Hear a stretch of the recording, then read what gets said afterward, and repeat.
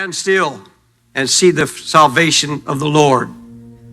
What would you think are the two most common words that Christians use when they're in a panic or in a crisis? Do something. Do something, Lord. It's absolutely against human nature to stand still and do nothing when there's a crisis and there's trouble and difficulty on all hands. And probably the most difficult thing for even Christians is to stand still and wait for God to act. To stand still to see the salvation of the Lord. Even the most devoted of Christians panic when God doesn't move according to their time schedule. We're always giving God dates. We're always giving him a time limit. Lord, if you don't do it by now or by tomorrow or by next week, it's too late. God is never too late, and he's going to do it not on your schedule, not on mine. He's going to do it on his own schedule. But God is always and has always been searching the earth for those who will trust him in their crisis, in every trial, and especially when it seems hopeless. And he will lead us, listen closely, he will lead us into situations that are alarming, that are critical, that seem hopeless, to test us. The devil has nothing to do with it at all. It's God leading into the crisis. The Bible states fairly clearly, the steps of a good man are ordered by the Lord, Psalms 37:23. And that in Hebrew is prearranged, step by step, fixed, ordained by God. I'm going to tell you something. I believe that every step that I take is prearranged by my Father. Every step that I take is ordered by the Lord.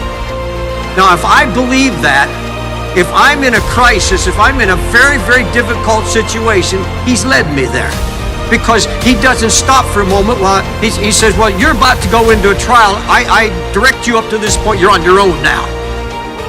He directs me into it, through it, and out of it. The steps of a good man, and we are good only by the blood of Jesus anyhow. There's no goodness in us. A good man made righteous through the blood of Jesus Christ is her steps ordered by the Lord. God's word is filled with examples of this. And by the way, it's hard to accept.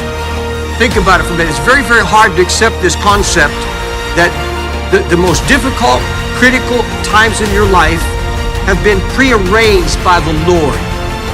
That they are his doing. And folks, when you begin to see that and accept it and understand it, then you're halfway through your problem.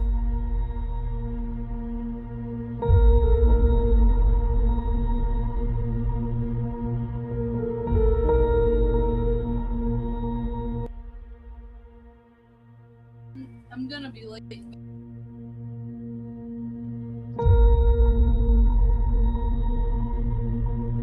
Okay, Steven is muted, so he doesn't know that yet.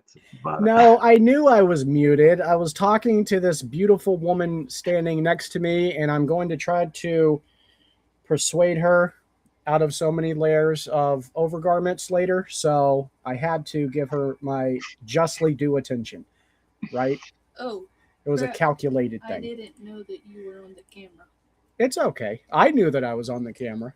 So as long as one of us knew, it's going to be okay. You're not live.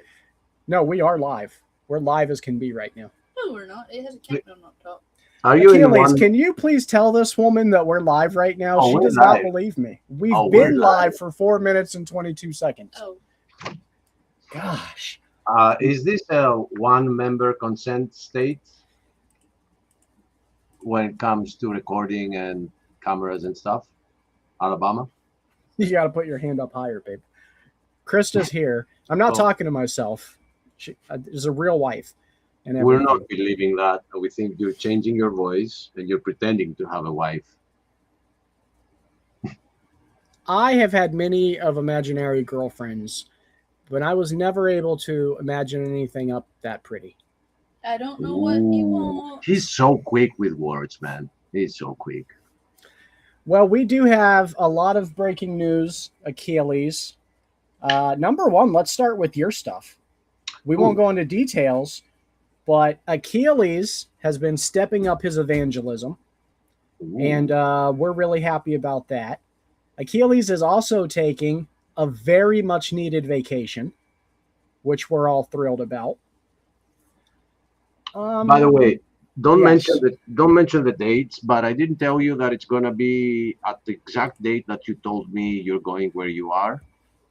So we won't have contact, but I will have people's phones that I will be able to use if needed. Okay.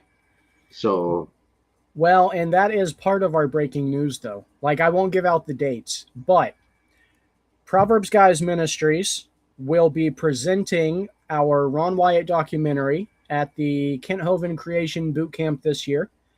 And Brother Rich, one of our hosts, is going to be there also. He's going to be presenting for Theories of Creation Ministries, and then he's going to be helping me present the documentary on behalf of Proverbs Guys. So that is really big news. The other news is evolution has become a religious worldview. You're fine, man. Religious worldview has been released. It is on Amazon right now. You can go pick up your copy. It is amazing. And I think if you read this book, you will agree with a lot of what's in it, even the atheist. But on top of that, we have just released our second book in a 3-part series. And it is Evolution Theory Has Destroyed Society, examining the cultural consequences of evolutionary thought. Now, if you've been a follower of Proverbs Guys Ministries, you don't have to go buy this book. If you have heard Achilles and I talking on these shows for the past few years, then you will already know everything that's in these books, because these books are literally taken from the transcripts of all of our evolution episodes. So if you've heard our arguments, you have a good idea of what they are in the book. And then lastly, but yes. Oh, okay. Before we go to that one, if you have somebody in your environment, your surroundings, that you want to help them understand some things, you can't tell them, hey, look, go to that channel and go back into their old live streams and find the arguments. Watch these 400 episodes. Right. So that book would be a great gift for you, that you have been around here and you know what we're about, to pick it up and give it to somebody who is not on the internet. Yes. Okay, and then 2 more pieces of news. So one is that Krista, my beautiful wife, has finished her book. So now Krista, Achilles, and myself are all published authors. So that's exciting. Krista's book will be available in like the next 4 days. And we're peer reviewing each other, so nobody can tell us we're not peer reviewed anymore. I peered at Achilles' research, and then he peered at Krista's, and Krista peered at mine. We've peered at each other numerous times.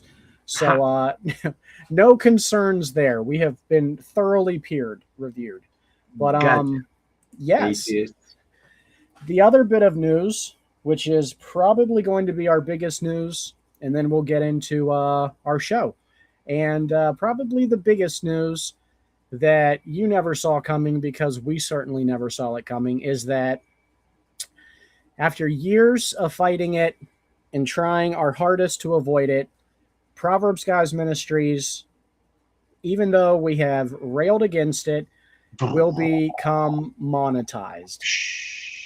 This is the last episode that you're going to be able to watch that is not part of the monetization program. Yes, everybody laugh. We said we would never do it, and we had to do it. And here's why. Here's why. Because the situation all over the world and in the US as well is becoming very hard to survive. And if we have one tool that can assist with rent, we gotta use it. Well, not just that, but it's going to help us get our 501c3 status so that we can become a nonprofit, and it's going to help benefit us in a slew of other ways, as well as all of the hosts. because our goal is to utilize it. The very first thing we're going to do is stop charging our hosts for their seats, because we feel really bad about having to do that, and we hate having to ask them to chip in to help spread the gospel. So if the ministry itself can cover that financial strain and they can do what they're doing without that extra little burden, I'll tell you, I think it'll be worth it. So Jamie says what everybody has been thinking, and then he says this, which I know, Jamie, but here's the thing: all the shows that exist, together with the documentaries and together with the shorts, they give around 5,000 views per month, or was it week? It could be week. I can actually check it out right now. Yeah, check that out. But So, like I know go ahead. okay, so cumulatively, I killed that word, but I hope you got what I mean. It should pinch in something. So, that doesn't mean that every show we will be doing, we will care for it to remain monetized. Right. But all the things that still get views, it will be some additional revenue.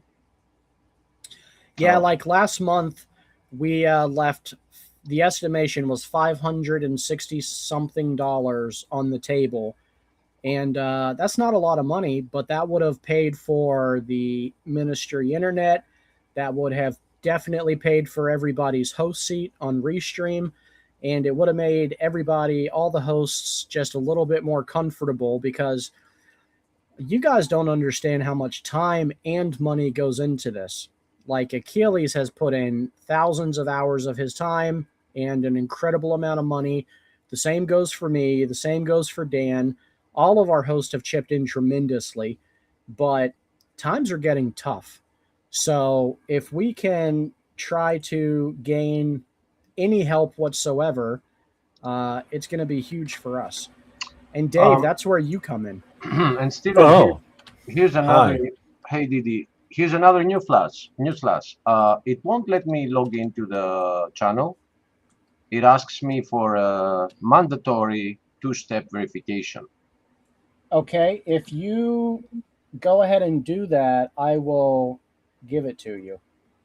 Yeah, but I never do, because they always have a way to escape it.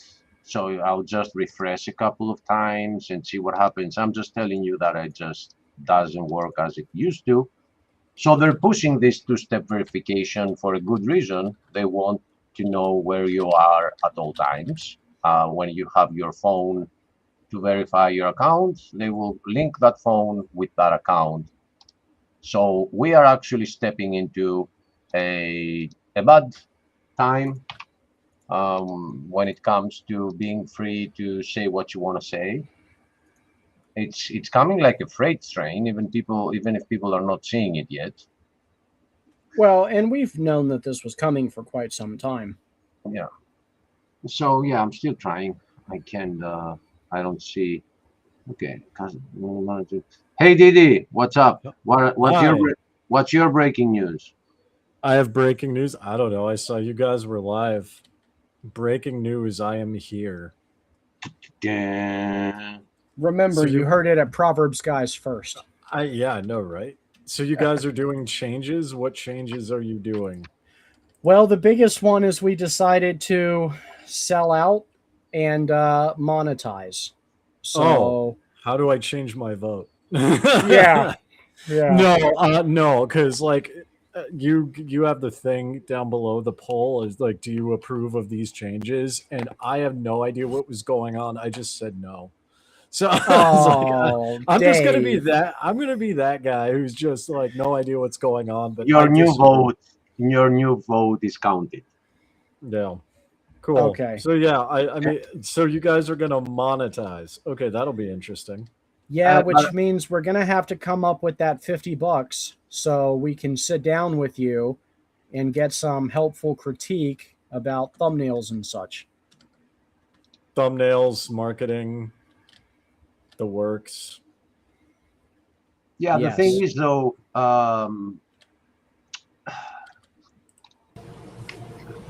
if we see that this is going to be affecting what we're talking about, and we get like one video getting demonetized, and then the next video getting demonetized, and then the third video getting demonetized, we will go with disabling monetization for good. Yep. The thing is that there are so many videos in the past that are still eligible for get monetized, and there are documentaries that have like tens of thousands of views. There are shorts that have hundreds of thousands of views, and that is a revenue that you know, getting wasted. So we're not turning into those channels that I see online, that monetization is such a big part of their lives that they censor their own characters for it. Well, yeah, and like the thing about monetization is if you like get monetized, right, and then you're demonetized, you can still make videos. You're right. So, I mean, it's Well, just like you make a little bit of money and then they take it away from you. You still make money.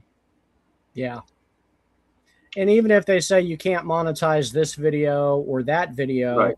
it Right. still allows us to utilize the YouTube store to sell our books and t-shirts, and it'll allow us to have the super chats, which will be a pretty good function to have. And channel memberships too. Yep. That's another thing. I doubt anybody's going to want a membership to our channel, but hey, You'd be surprised.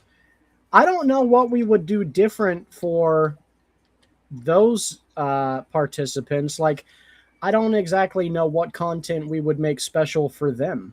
You know, all of the documentaries we're going to do will be for the regular channel. The live streams are for everybody. I just don't know what we would offer anybody who was a members only type of thing. I mean, I just do Discord. Like I have a channel member Discord, and then I just post pics of my life here in Mongolia, and that's it. And a lot of people don't even care. They just want like channel memberships. Like they want the cool badges and they want the emotes and they want to support the channel, right? I don't even do much, and I fluctuate from like 30 to 38 paying channel members a month, not including like gifted channel memberships as well. So I don't know, just roll with it. I mean, that's what I do. I mean, literally my YouTube channel, I play video games and I clean trash. Like that's all I do. And then I like build buildings and I like turn them into like settlements. That's it. I don't do anything profound. Unfortunately, I think that for the majority of YouTube, that is more interesting than a ministry channel. Like, I don't suspect we'll ever have as many views as you do, Dave. Well, it depends on how you do it. That's what we're gonna pay you $50 for. Well, I know, right? Well, I know, right? $50 an hour. Whoa! I can afford half of an hour. Well, so I could even do 30 minutes. That's fine. But the point is, right? It's like there are ministry channels that do amazing in views. So it's a matter of like, what kind of ministry are you going to be doing? Well, for one thing, Achilles and I are both at a place in our life where we're going to have to do less live streams. Like, we're still going to have all of our hosts doing live streams, but instead of doing 5 shows a week or 6 shows a week myself, I'm going to be cutting back to 3 shows a week, you know, 1 with Achilles and 2 with Krista. And I'm going to transform over to doing the documentaries for video uploads and that type of material. That's good. Yep. Wait, we're not on the clock right now, are we? Nope. Okay. Yeah, so that's kind of the change. I'll be making just different type of content, which I really enjoy the documentary making. I really do. Yeah, and the thing about it is, like I've told people before, and it's pretty, like, even in the Exmo space or the gaming space, people know me. I'll answer questions and I'll throw out opinions for free. It's like anything else. if I have to sit down and tear through your stats and actually use brain power, then yeah, that's when you're on the clock. But not now. That no. makes sense. Yeah. I mean, that totally makes sense because that is your career. No, I mean, basically. So we have a big issue, and I would say I'm the big one concerning that. I don't like. I started YouTube in 2006, and the only reason I was there and still here is to share something that some viewer might benefit from. That could be, I don't know, I learned a new tip when it comes to bikes or computers, or I use a telescope and I make animations. So I don't want that our offering to change because the salary is going to affect it. And I think Stephen is there too. And that's our main concern. And if we see it does, we might let go. And if things turn around a little bit financially, and something happens and a new job comes along, and for Steven and Krista, and they like don't need monetization anymore, we're getting off it again because we don't like. So there are some rules like you can talk about this, but you can't talk about that. But I can't promise that for the way the discussion is going to go, sure, right? you just got to get creative with it. Yeah, in live streams, you also have to control the participants, and I don't want to be the one to keep saying, "Hey, don't bring up that subject. Hey, don't bring up that subject," because what is the viewer gonna earn if we don't mention? For example, Stephen noticed as he was reading the rules, and he told me backstage, you can talk about the Iran war, you can talk about the Israel war, but you cannot talk about the Ukraine war because that one is a sensitive war. We decided, we came up to the conclusion that this must be a female war to be so sensitive. That's funny. I mean, that hold on. hypocrisy, you know, like for us, this is a big thing, man. It's not like if it was a gaming channel, you know, there's nothing to worry about. But when you bring people in and we have a discussion which turns into a debate, you don't know what comes up. So we don't want to ruin Well, anything. gaming can get really weird really quick. I'm reading Jamie's I'm reading Jamie's comments. How are you getting $20 for okay, for ad revenue 25k views, 15 to 20k views. Okay. That I can answer. So, I guarantee you're not like so what I do cuz I'm making like last month I made almost $900 on just ad revenue. You have to like actually add them, and in my case I spam them because people pay for YouTube Premium, right? They won't see the ads, but YouTube will still pay based on the retention and how many ads it would have shown. So literally, if I were to show you my videos, you'll just see a bunch of little like slots all the way down all of my videos, and that's ad revenue. Do you get to control that? Yeah. Do you want it? Like, can I screen share? I'll show you my stuff because it's not even. Yeah, this is fascinating. All right, so this is going to be free, but if I have to do any actual deep dives, you are paying me money. Window. All right, share. Hold on, right. I have to throw this up for you because that was definitely a disclaimer. Okay, this is Stephen, take screenshots. Come on. I know. Take screenshots. Yeah, take screenshots. Okay, so speaking of which, I need to upload shorts. You could see my screen, right? Yeah, if we both let you in. Okay. You can see it? Because I can't see you guys. Yeah. Okay, so yeah. So I mean the estimated revenue rolling 30 days is just 714. It has not updated yet. You can go to like earn. I'm curious to know what Jamie's CPM is, but like you could check your watch page ads, shorts feed ads, like supers and gifts. Right? Like I can show you like all the super chats that I made all the way down over the past like couple months even, right? But so like if I go to content for instance, 26,000 views on this video. I made $163 in ad revenue just on that one. Can you, The is 20 that, this is ad revenue, right? ad revenue, yes. So is there a way to see what the revenue would be is without the ad, like just for That no, so there's I think it's called like CPM, but it's basically like depending on what genre your content is, determines how much YouTube pays you. uh-huh. Okay. So like this one I got 28,000 views. I made $256 on that bad boy. Right. $156 on 17,000 views, right? And these are all long form. These aren't like super chats. These are not super chats or like live streams. These are all like my long form videos. Yeah, and super chat is the other thing that I've noticed on YouTube.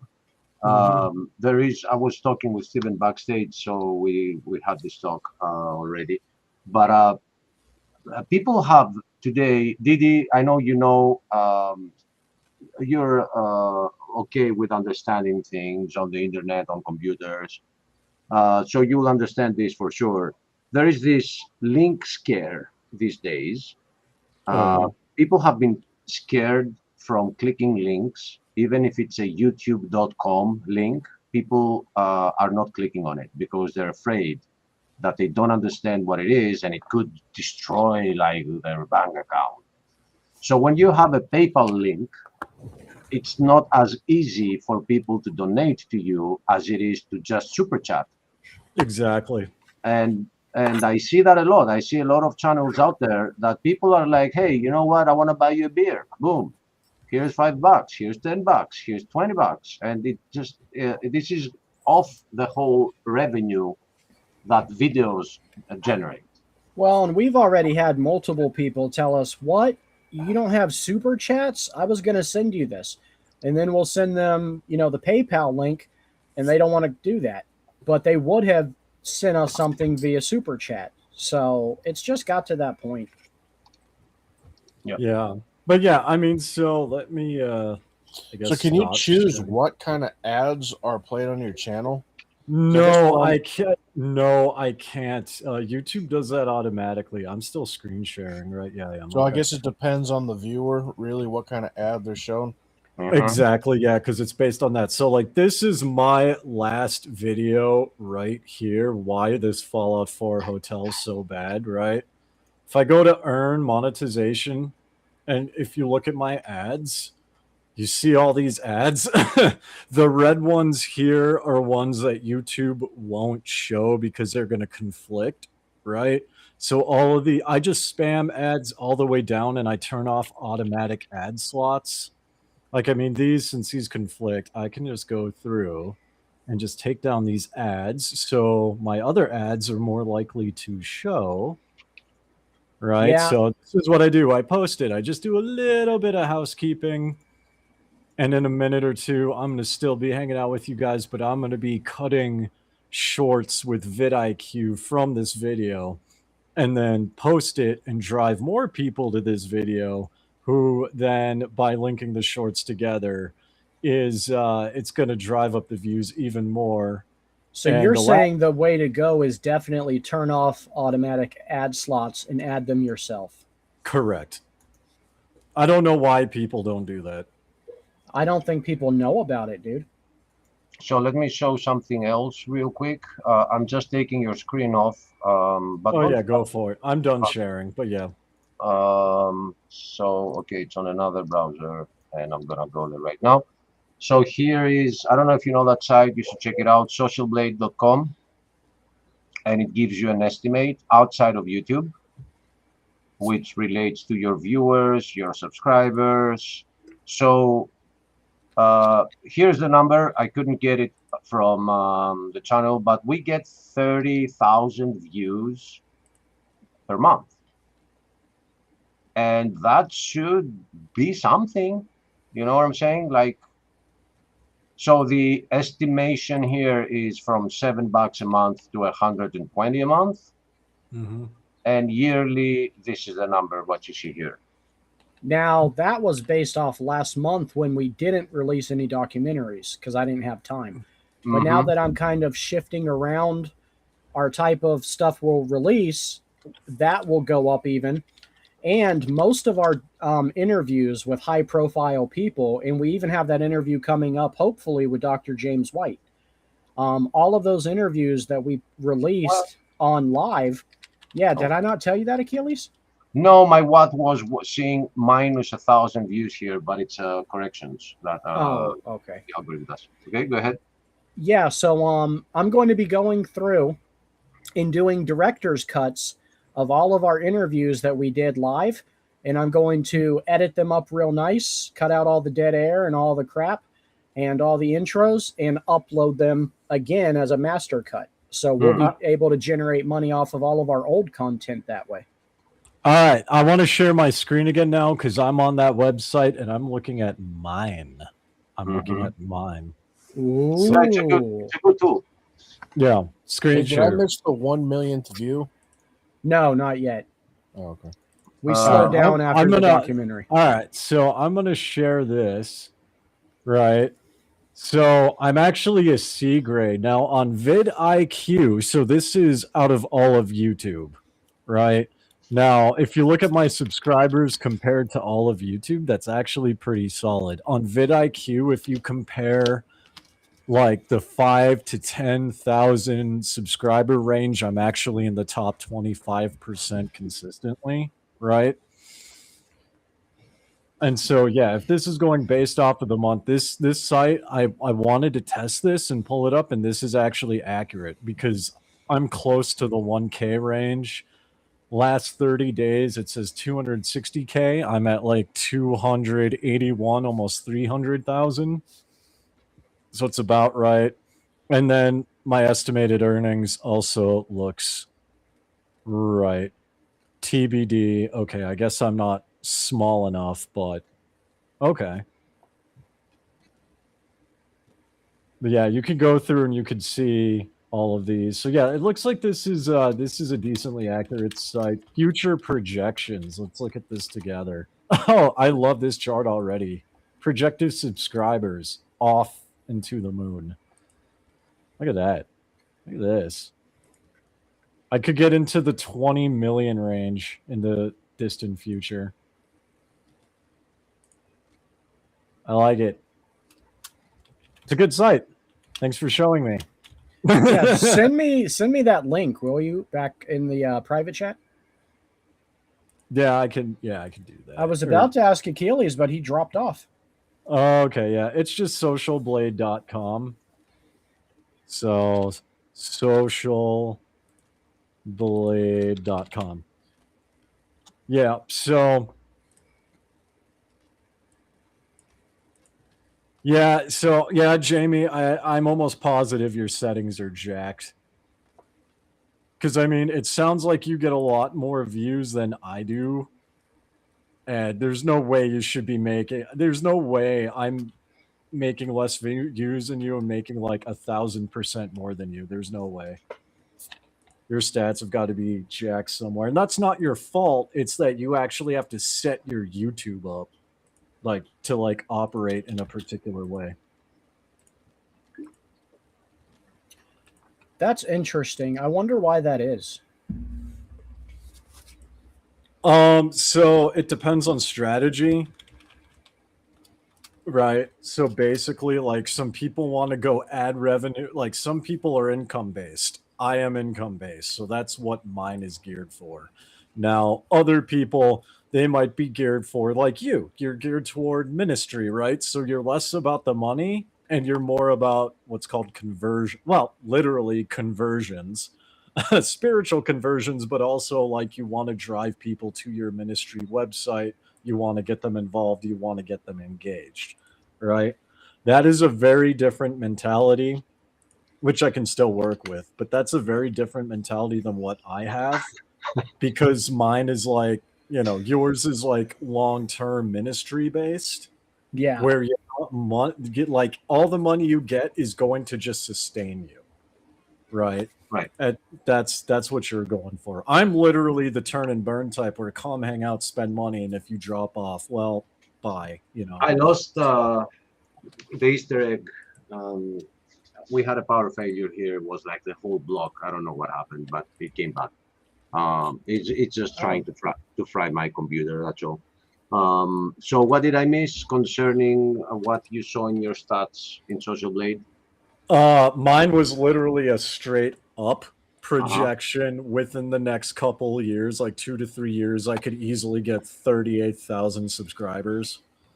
And it's a new channel, right? It's growing. Yeah, well, it's a channel that's been around since 2022, but my first Fallout video, I think, was like in 2024. Because that's when I actually started consistently making videos. So it's making a prediction from 0 to that, and it's making an estimation from that one.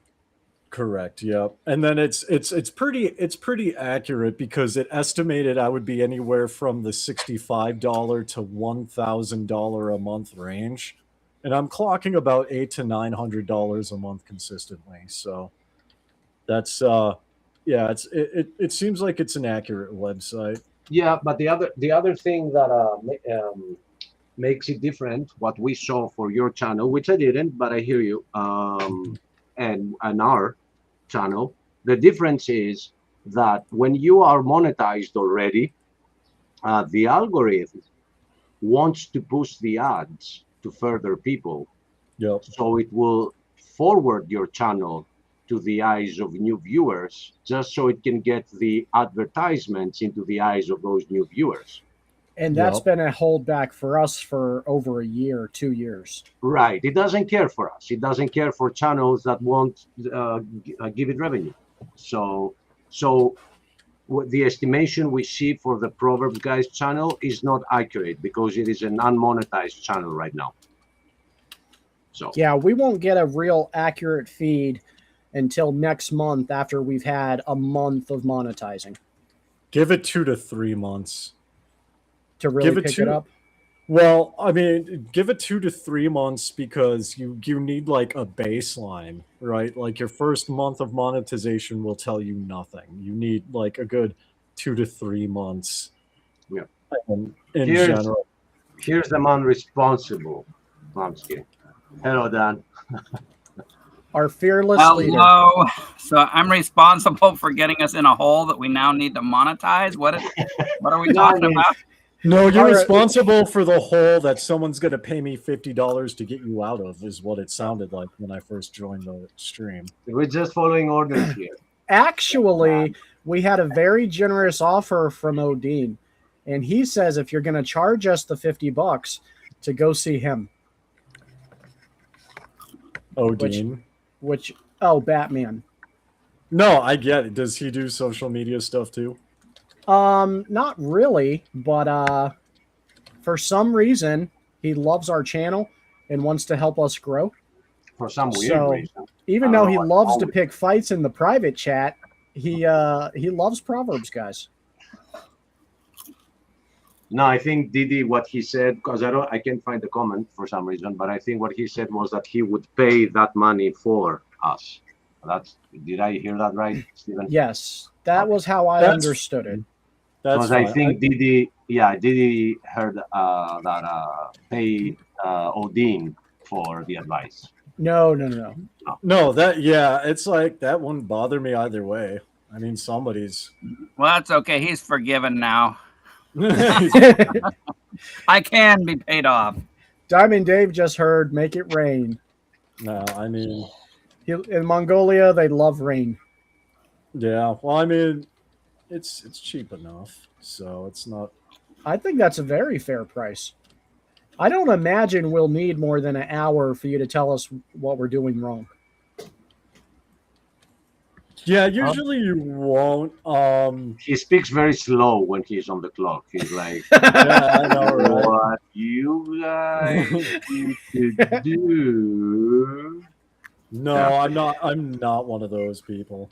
No, usually people will buy in bulk because they want like 1 or 2 months or something like long term, right? But I also get people like you guys who's like, yeah, just give me an hour and like help, like step in and help us like set up the monetization and set up the hashtags and and then just out the door you go, and like a bird you're free, kind of a thing. I That mean, also if we can get the monetization to work in our favor, I wouldn't even mind having you step in like once a month to kind of take a Yeah, peek at it. like like if it works, we want you on the payroll. You know what I'm saying? Yeah. Well, I mean, there's a channel that I worked with for a month, and he's going to be working with me again. Let me just see how he's doing, because he used to have like so he's an ex-Mormon, right? And he had like some. Oh, he's almost at 400 subs now. Wow! Within a month, he jumped almost 100 subs. Look at that. But yeah, I helped him rebrand. I helped him overhaul. I go on his channel sometimes. So yeah, it's like someone like him, like it was a full rebrand and a full like strategy shift, which is very different than what you guys are doing, because it sounds like you already got like your brand set up already. You already have your goal. So now it's just tweaking it and kicking in the giving the YouTube channel a few tweaks and then kicking it in the rear end to get it going. Yeah, we just want to feed the beast a little bit so it can. What we really want is selfish ambition. We want to buy a piece of property about the size of Dinosaur Adventureland, and we want to replicate it almost identically. But instead of Dinosaur Adventureland, it'll be Proverbs Guys. Adventureland. So you're basically just ripping off of Ken Ham's like Noah's Ark exhibit and just No, we're not. No. We're gonna rip off Kent Hovind.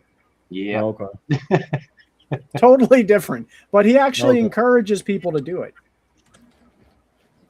Are you now? I have a question. Ours- Is this a serious goal, or are you just messing with me? No, that has been our goal since we started Proverbs Guys. We've always wanted to start an actual ministry on property where our hosts can all come if they want. Yeah, but let me get it straight for Didi.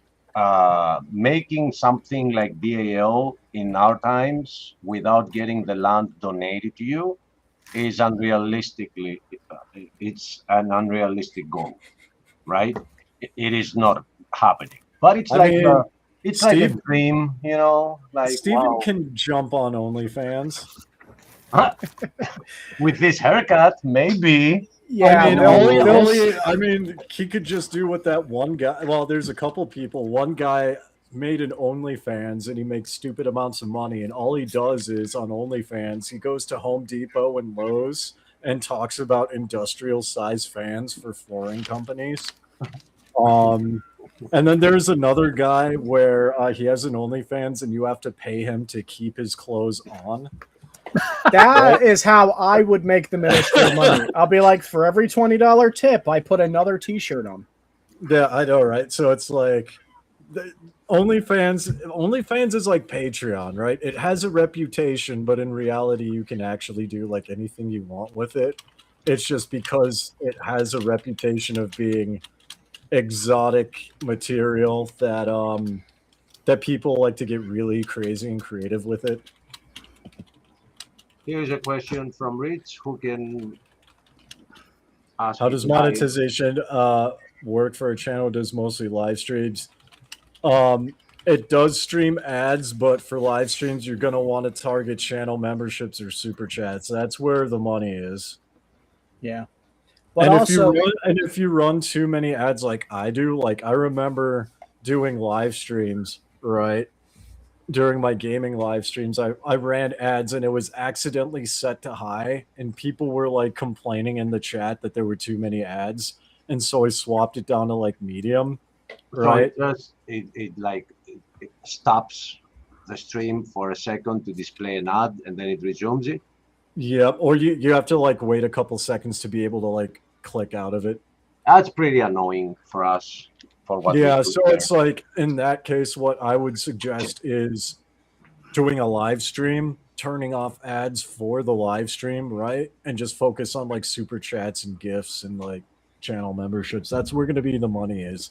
If you do long form videos, that's where you want to like beat people to death with ads. But also to answer your question, Rich, I'm going to be cutting back on my live streaming in lieu of more video uploads like the documentaries for Ron Wyatt and such. So I'm going to be refocusing what content I personally do on the channel while you guys continue doing your live streams. Right, that makes sense. And then Dan had a genius idea. I'll let you tell them all about it, Dan. Can you private chat me what that was? I can't remember. Yeah. Go ahead. As president, I'll let my vice president tech guy tell everybody my great idea. You guys are going to love this. We monetize. Oh yeah, I forgot about that. How do you forget about monetizing? Oh, he said I had an idea. You're talking about monetizing. So okay. That was Stephen Humor that went over my head. Oh no, it's all good. I was gonna say there's a major disconnect if like somebody legitimately forgets to monetize. Rich, to answer your question, yeah, you are still set up as a host. I'm going to check it right now. It's possible that you came in under a different email. Yeah, But maybe yeah. I just logged in generically instead of going through Google. I don't know what's going on here. Well, your host seat is under the Theories of Creation Gmail. Yeah, that's what I thought I typed in. I don't know. Like I can show you here. Let me share my screen. No, I know. I'm not, accusing you guys. I'm just curious, trying to narrow it down. No, yeah, I've got you right here, man. You're definitely set up as a host. I appreciate it. You gotta figure this out. Guess when you take a break, you kind of forget a couple things, huh? Yeah. Well, I'm surprised Dan remembers how to do anything because that poor man has been working so much. He had to take a huge break. Now, luckily, I just have the whatever bookmarked. I just push a button and I get onto the platform. That's a luxury button that I don't have. Mm. You have to pay Achilles that $50 so he'll help you set up all your instant accesses. Take it out of my share of the monetization or whatever. Per hour, though. Per hour. Don't forget I'm so thankful for Achilles because him being our senior editor, he has helped us so much with channel tags and everything behind the scenes. You guys don't know how much of a blessing he's been. I haven't been doing much, man. I'm very. The problem with me is that I'm very inspiration driven. Oh, which reminds me, Didi. Has Didi watched the little short video I made of our encounter the other day with that stream we did, and we had so much fun? Didi, did you watch that? Probably not. No. I gotta show you that, man. Give me a minute.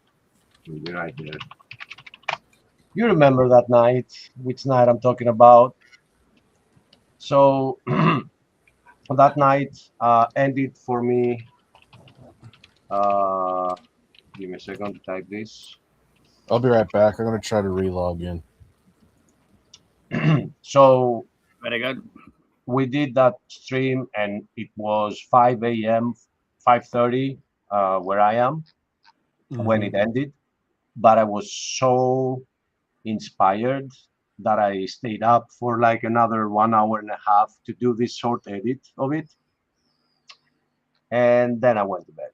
But I gotta show it to you. Now, where is it though? Why I can't find it? Did it get like banned or something?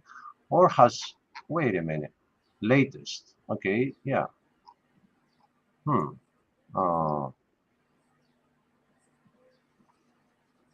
Steven, are you here?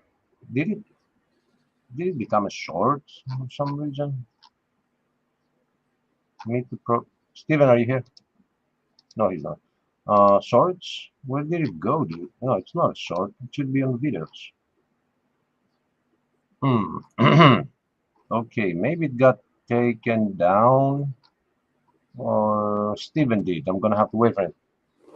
If it got taken down for the parts of Anchorman used, then I wouldn't even be able to play it here. So I don't see it. Videos, shorts, posts. No, it shouldn't be in posts. Oldest, no, latest. So the latest one is like a month ago. So yeah, Steven might know better what happened with it. It's all good. But anyway, that's my issue as an editor. I'm very inspiration driven. Like if you tell me, hey, do this and that, oh, it's so boring. But if it hits me, I can just finish it in like an hour. But Steven's still not back. Welcome back, Rich. Yeah, maybe not, only partially. I don't know what's going on. I've lost all my host tools, I guess. Which I need to figure out before Sunday. I don't know. Yep, I have no idea. Now only Steven can solve that too. Okay, so it was called Total War. And why isn't it here? Total War. Total War, the case against evolution. But this is the stream. Where is the short? Oh man, it's all right, I guess. But I would love an answer on what happened because I can't log in the channel. Stupid YouTube. I'm still allowed to say stupid YouTube today, so it's my last chance. Stupid, stupid, stupid. Yes, we'll have to have tutorials of what to do and not to do when we're officially monetized, all that good stuff. So, Achilles, real quick, what have you been doing lately? I haven't seen you forever. Yeah, I've been, before we met, I've been already confined in isolation, even before COVID hit. And the table is tilting towards me getting out more and seeing people. So we can have the arguments that we have online with people that have never heard of the gospel around here. We're supposedly a Christian nation, and nobody gets it at all. So I've been spending a lot of time going out all day, working at a friend's house. He's building a house, and talking with them, and then hanging out at night. And people come in, and we have so many discussions. They're not always gospel related, but sometimes it gets there, and now they have my voice to respond to silly arguments. Because if I'm only on the internet, there are so many good people around me that they still think they come from apes, or they still think that if they have a lot of icons of Mary, it's gonna get them to heaven. And I started without even it being a conscious decision, so I can't take credit for it. I started focusing more on the world around me, and I see fruit. I see good results, and I love that. Steven, we have questions for you. Okay, I'll pretend I have an answer. So Rich left. He can't see. Still, he can't see his buttons, so he doesn't know why that's happening. And my question is, do you know what happened with the Total War short video I made? No. It's not there. Oh, yes. Okay. So I put that as unlisted or private until after we get approved for the monetization. While they were under review, because it was talking about Diamond Dave murdering. Gotcha. What? Yeah, well, kinda. It was just a funny clip, dude. but I would love to be able to show it to Didi. He hasn't seen it. Oh, okay. No, it was funny. It was the one he took a clip from where you were like, I'm on YouTube literally talking. Okay, I won't say a word. He needs to watch the whole thing. It's like a minute long. And it's not about him. It's just the whole thing. It was nuts. Oh, okay. But that reminded me of that moment with from that film, The Anchorman. It hit me so hard. I had to make it a little clip. It wasn't getting a lot of views anyway, so I don't care for it. But it was fun. It was just a fun moment we experienced, and I wanted to highlight it that way. It's going back up. So now, if you want to share it, I put it in the private chat. Okay. All right. So for those that don't know, we had a blast that night. There was a couple of. Oh wait, what? Okay. So just a little bit of a context for those that don't know what we're talking about. We had this live stream called Total War: The Case Against Evolution, and a couple of atheists came in, a couple of supposedly believers yet believed in evolution, and we had so much fun. And Didi that night also proved himself to be a very good debater. He's still not a Christian, but we're gonna get him there. So it was fun, and I made this little short out of a couple of things that happened. And Didi, I hope you enjoy this, brother. Again, I made this at 5:30. I started it, and I finished it by 7 or something. I uploaded it and then just jumped into my bed. But it wasn't a lot of work. I got inspired. So I hope you enjoy it. Okay, send it.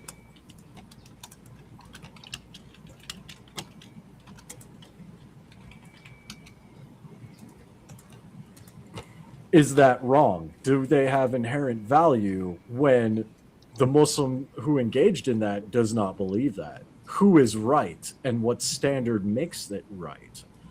You see what I'm saying? Because if it goes to like human beings, I would say that's wrong because he's a Muslim. But if, a Hindu man assaults a Hindu woman and I go and I smoke him and 2 of his, male relatives, well, that's fine. That's moral. It may not be legal, but it's moral. Mike might disagree, but which one of us is right on morality, not and law? That's why I said that the reason Christians claim objective morality is because we have a book that says God said, period. If God said it, that's what we got to do.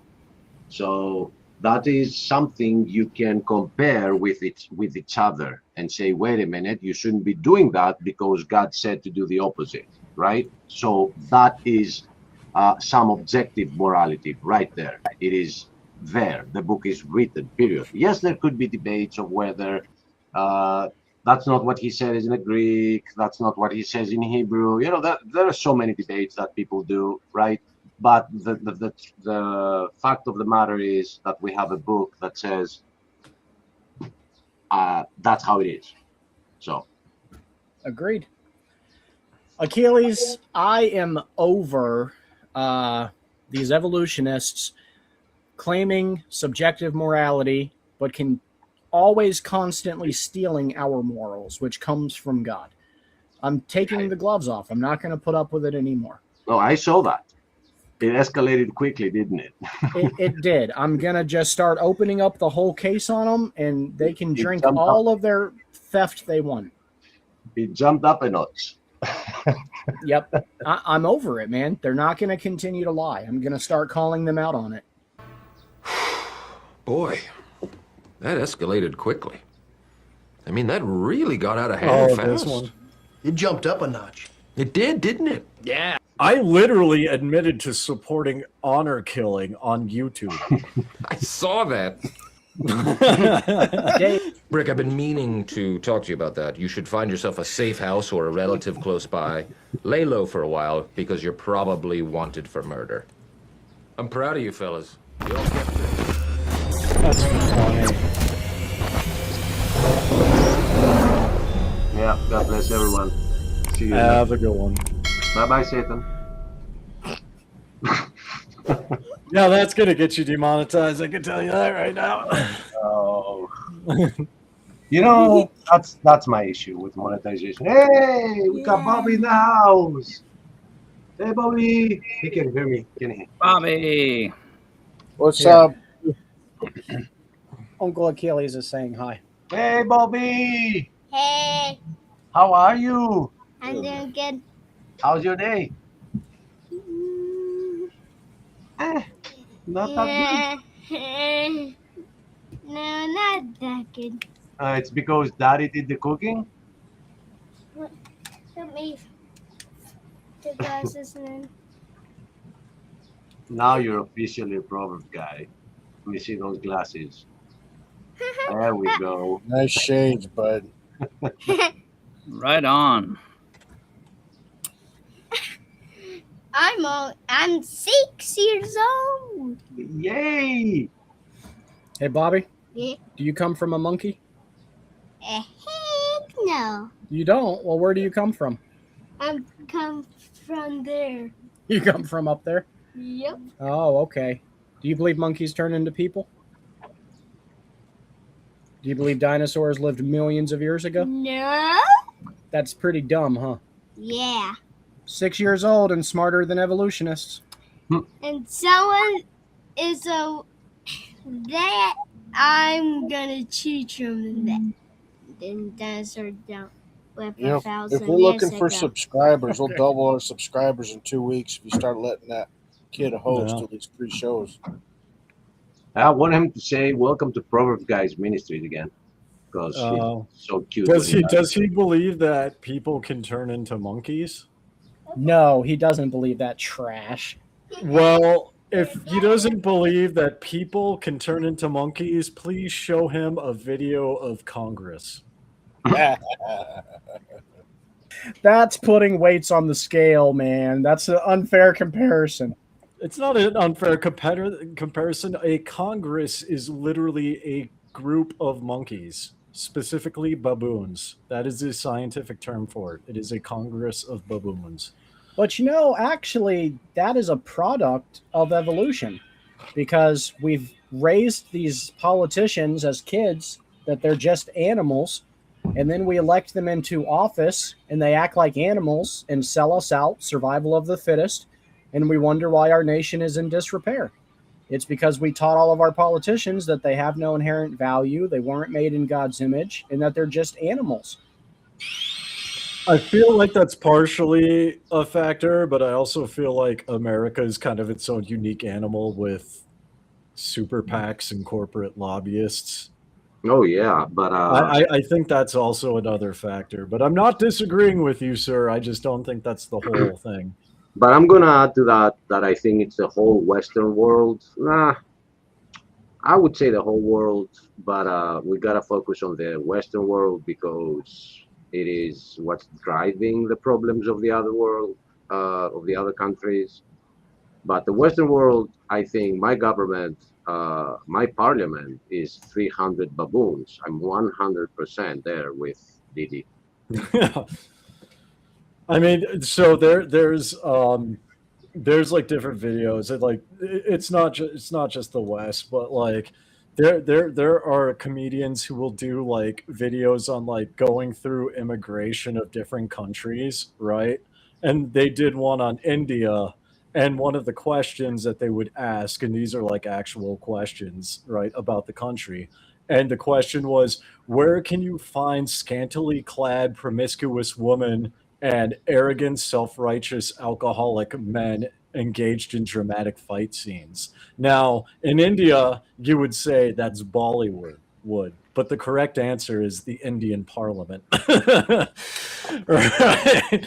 And there have been like people in India who saw that and they just lost it. They were laughing because they're like, not wrong.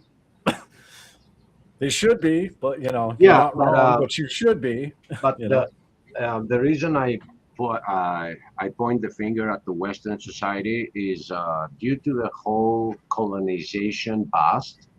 Mhm. What happens in India today is a bit of a result of who runs the strings behind India, and it is the British Empire that is now just hidden. You know what I'm saying? Same thing with my country, same thing with other countries, same thing with the whole of Africa. So that's why I can't. I think it's a result of the Western corporate politicians and money and all that other good stuff that we can talk Mhm. about soon. No, just kidding. But yeah, No, and the West too is like the dominant world power for now, right? So, I mean, it makes sense. so you hear me, Didi, saying a lot of things that I don't like about the U.S., but at the same time, I can't agree when people say this only the US because Europe No, is as bad, you Europe know? is worse in some Yeah, ways. yeah. So, And they have a way of hiding it because they're saying, oh, it's not this country, it's the other country. No, it's not France, it's the UK. No, it's not the UK, it's Sweden. Oh no, it's not Sweden, it's the Greeks. And it keeps going back and forth, and they hide behind each other. yeah. I can give examples, but on another show maybe. Too boring right now. Do you guys want to talk about this Reverend Tony Spell thing that happened? If you want to fill us in. Especially me, because I have no idea. All yours. So I think it was in Louisiana, but apparently this neighbor across the street, this 20-year-old kid. 4%. 1 second, Rich. 4%, Charles. Supposedly it's only 4%, but we're all turning into communist nations. We just don't notice it. All you got to do is look at the Communist Manifesto and see how it compares to your country, and you see we've all turned socialist, and we just don't realize it's happening before our eyes, but under the radar. I'm sorry, Rich. Yes, it is illegal party. Yep. Go ahead. And he corrected also and said Louisiana. So bring that up too. Go ahead, Richard. Oh, okay. Well, this pastor confronted a 20-year-old across the street of his house after the kid said, I'm going to rape your wife, I'm going to rape your children, and then when you are away, I am going to kill them. So he went across the street and was caught on video beating the ever-living tar out of this guy. And now a lot of the corporate media are, trying to, view Christians as nothing but hateful by completely taking what this young man did out of context. And Well, there's a video. There's a new video. Like, you're right. That's how you're it getting it out started. there in Mongolia also. Well, I follow U.S. news, so Okay. like, I mean, I follow like U.S. news. But like, so you were right. That's how it started. But now the corporate media is walking it back because there's a ton of media online about how the guy threatened him and then assaulted him first, like physically assaulted him. Okay, I didn't know that he physically assaulted. What I saw is when he was confronted, he at least swung first and missed, and the guy tackled him to the ground and beat the tar out of him. Yeah, I mean that's yeah. By the way, remind me, Didi, when we do the counseling, to do a little bit of counseling with Richard concerning how we do the words, like we say grape instead of the other bad word. Oh, yeah. And we say unalive for the other bad word, right? Because the keywords need to be used. Why? It's not like I'm doing it to anybody. No, it's because YouTube shuts down channels over that. Just for using the words. Yeah. Okay, that's why. We call it grape. That's why I just say like assault. Mm-hmm. Force Well, I didn't love. want to take it out of context. I mean, that's what the article said. So, Oh yeah. Yeah, well, articles don't get demonetized, but well, we're not channels do. monetized yet, right? No. They're I'm gonna just shut us saying. down, yeah. Yeah, I'm just saying that there is like a list of words that are like kind of on the ban list, and we And YouTube will retroactively penalize channels. yeah, there are AI sentinels, let's call them that are constantly searching to find those words, and boom, just you might lose your channel because an AI algorithm says, "Hey, he's using that word way too often." So, Okay. yeah. Note taken. But anyway, what are your guys' opinion on that? Well, I think wasn't justifiable? surprised. I wasn't surprised. The media is Yeah. twisting everything, and they're anti-God and anti-Christian. So, Well, I mean, not so much the media, also, but do you think this guy's actions were justified to defend his family? I want to 100% agree with him. He should have done it. You can't treat people like that and not expect something like that to happen. to be honest, I did hear it over here when it happened. I did see it on my news feed, and I disagreed. I said that is actually not the Christian way to respond. Unfortunately, I think So, he what was do you wrong. think he should have done? Say, just stay away from my family and walk away. Well, I will say this isn't the first incident with Thank that you, person. Robin. Yeah, go ahead. Yeah, that wasn't the first incident. Like other members of his family have been coming out saying that neighbor has been like tormenting them for quite some time.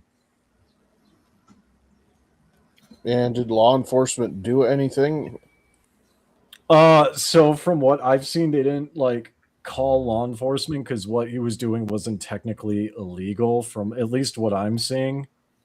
Right? Because I So, mean, you can't call the cop on someone for like mocking your religion or like being a while prick. threatening your family is grounds, Well, sure, but what? But he didn't do that before. Oh, so he was just mocking everything, and all of a sudden, in this And then confrontation, in this particular, so what it looks like, and I mean, we don't have all the information that's still coming out, but the information that I'm seeing was in this confrontation, he made the threats and attempted assault. Now, from what the other family like now in other confrontations, he, to the best of my knowledge, did not do any of these things. So I mean, you can't call the cops on your neighbor because he's mocking your religion or like makes fun of your kids or whatever. No, but Like, can't you call them when they threaten your family?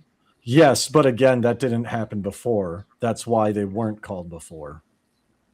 Okay, I don't understand the before and after. I think I thought it was one incident where that happened. What do you mean by before? There's news articles in America where the family members have claimed that the neighbor quote tormented them. Okay. So what I'm establishing is the person who made the threats and did the assault has had a past history of going after the family, or at least, doing stuff to the family. So this isn't a one-off thing. It's not an out of the blue thing. So I think when it comes to whether I think that is a Christian response or not, I think when you claim to be a Christian, you are confined by doing what the Bible calls you to do, and that is not to beat the crap out of that guy. It is to turn the other cheek. It is to love your enemy and not just your friend. Throw at them something from the Bible, like God still loves you, and probably, yeah, call the cops and have that incident reported in case something happens in the future. But if your family is in danger, according to our Bible, they're gonna get martyred. and that is going to get them in the kingdom. We're not working for this kingdom. We're working for the next kingdom. And beating the crap out of a guy does not share the gospel with them. It's not showing a different, somebody that is separated from the world. You see what I'm saying, Richard? I don't know Yeah, how. I see I'm what not you're just, saying. but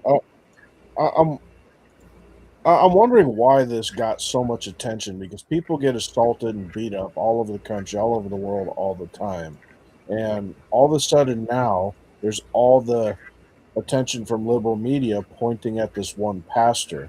I agree with you on that one for I sure. think I don't know. I got this small theory. So Christians have been gaining a lot of ground, because it's June, and one thing against Christians' will, or probably the will of the people, that we're forced to celebrate, or as part of our calendar going on this month.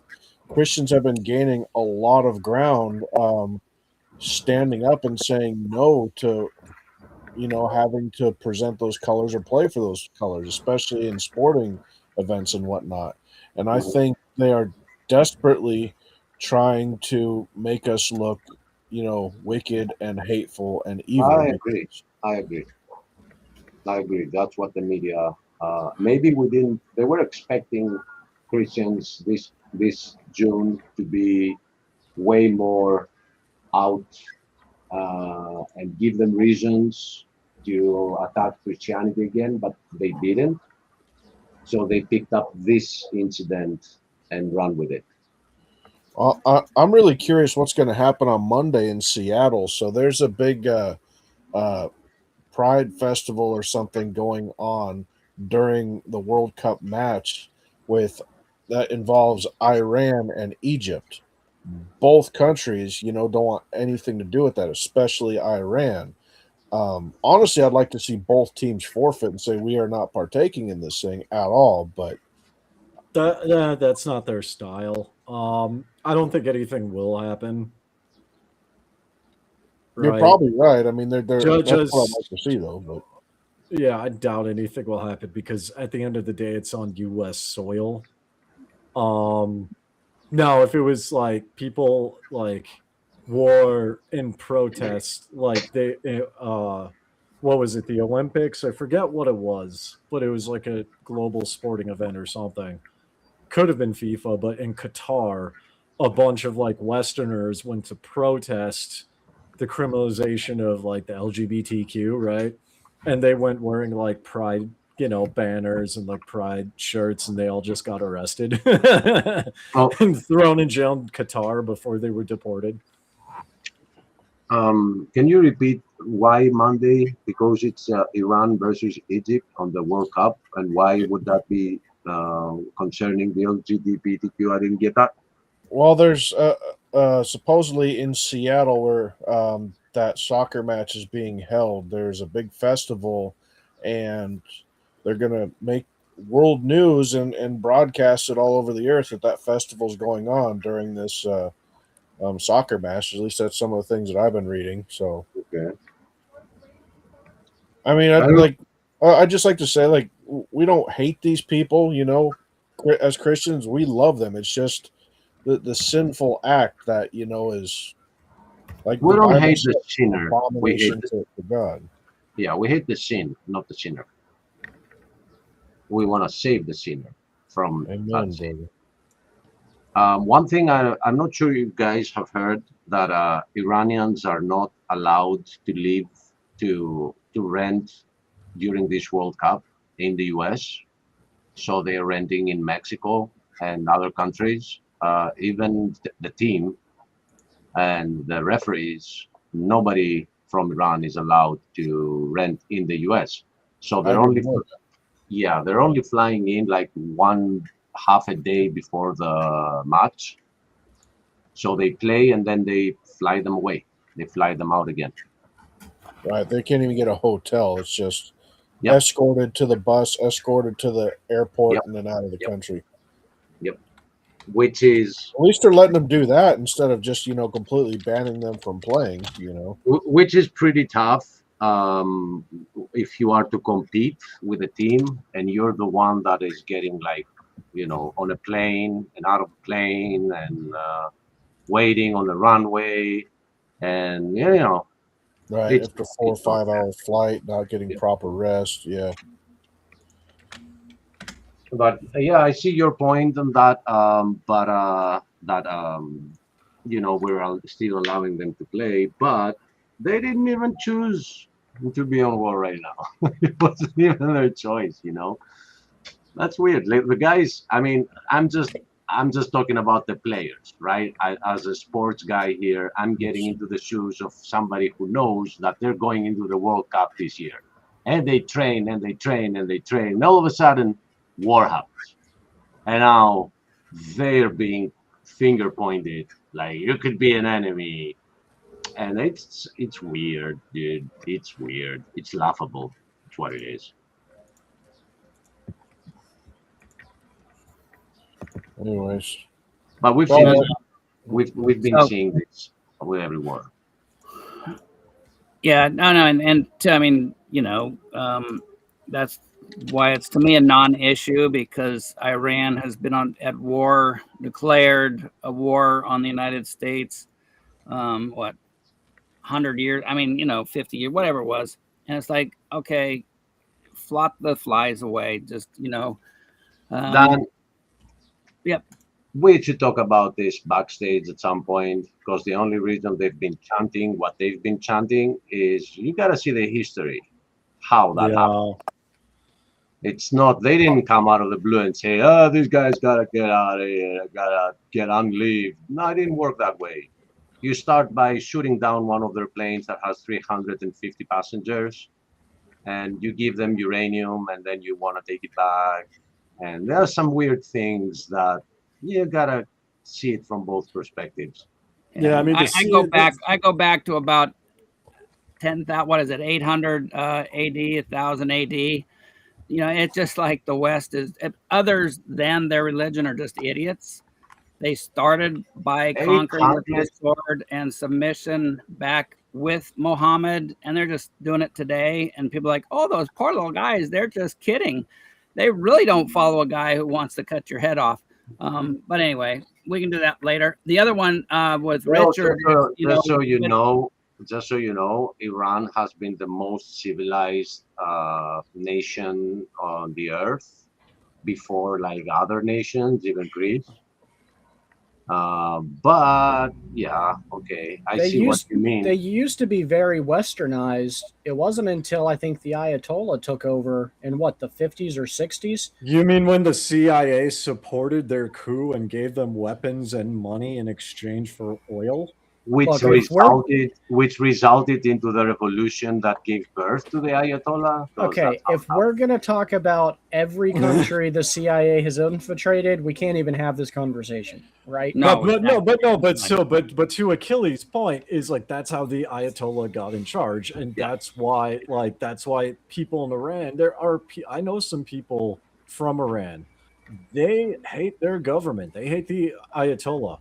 They also hate America because America screwed it all up in the first place for them, because before that happened, there are pictures of women going to college and wearing bikinis.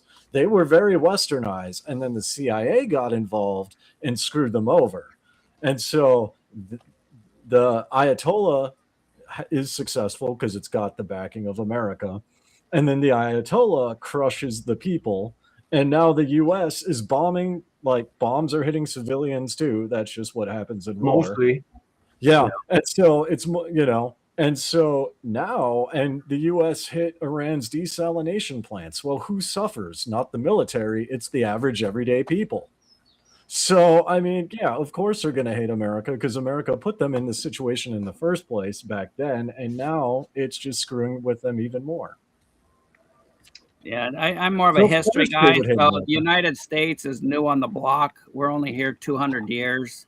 The Muslims have been here for centuries. If we go history-wise, the Muslims have been following Muhammad. And if I was one, I'd follow him too. And his thing was conquer with the submission or the sword. So But yeah, Dan, for the last 200 years, I'll say United States is bad. For what is it, like but Dan, 1500 years before that. I have, Um, I have a question for you then, Dan. sure. Uh-huh. Why was the CIA involved with the Muslim occupation of half a Greek island, which has now become independent because of that? And now half of it is occupied by the Turks, and with Kissinger being behind it, nobody gives an S about those Muslims. Why? Why do you Why? get those double standards? And Cyprus is still occupied for 50 years now, because you're celebrating your 250th anniversary. We're celebrating the 50th anniversary 2 years ago of the Muslims taking over uh, half a Greek island and making it Turkish and Muslim. Why isn't there an issue with Turks? Because the United States Because it's government. double standards. Well, That's the answer. Achilles. You got to let me answer if you ask Oh me a yeah, question. but that is the So, answer. It's double no, standard. the answer is that the CIA is dirty. The United States is dirty. All countries are dirty. They're not truly led by Jesus Christ. They're led by Satan. And so, but people have always picked on, and to start in the I don't recent disagree. history. I don't disagree, Dan. But the thing is that what you said before gets it's not true, because we see those double standards when it comes to other Muslims who, what they do is invade the country and they hold a part of their island. And But yeah, you do need to let him finish his whole thought, though, Achilles. That's not very fair. all right, but go. That's all right. He hasn't been on for long, but I mean, Yeah. for a while. But no, I'm and that's, it's just difference in things. Modern history. It happened with the Cold War.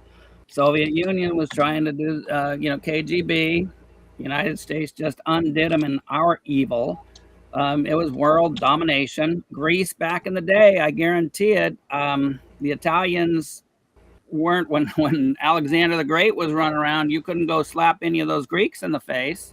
It's always been the most powerful ones Satan has got into, and has led. And God, though, has used even the Babylonians and other nations for his purposes. And that's what we have. United States right now is the top dog, close with China. I mean, where but right now Satan has infiltrated the United States, and but it's going to be for God's glory in the end. That's all I'm saying, is that the Muslims see, and one more, and then you can have it, is that I heard that argument in the 70s and 80s. Oh, well, the Soviet Union is just suppressing all the other satellite countries because they're afraid of the United States. We took tanks, or Russia took tanks into Czech or whatever countries. They wiped out the people of those countries because they were afraid of the United States. And I'm like, you guys are idiots. Anyway, Russia was trying to be with Soviet Union. They were trying to take world dominance, and and for me to be told as an American, well, if you guys are nicer, the Soviet Union wouldn't be so bad to their people. And it's like, no, come on, guys, come on. Yeah, I've got my own thoughts about that, because my mother-in-law lived in Russia and studied in, she knows Russian like my wife does. And my wife went to a Russian school from the Soviet era that still exists here. People here miss the Soviet era.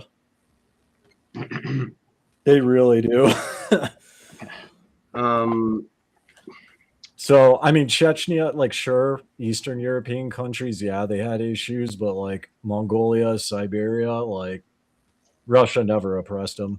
There are statues here of Russian generals, and a lot of Mongolians know Russian. It is very hard to convince some Americans of that, Lidi.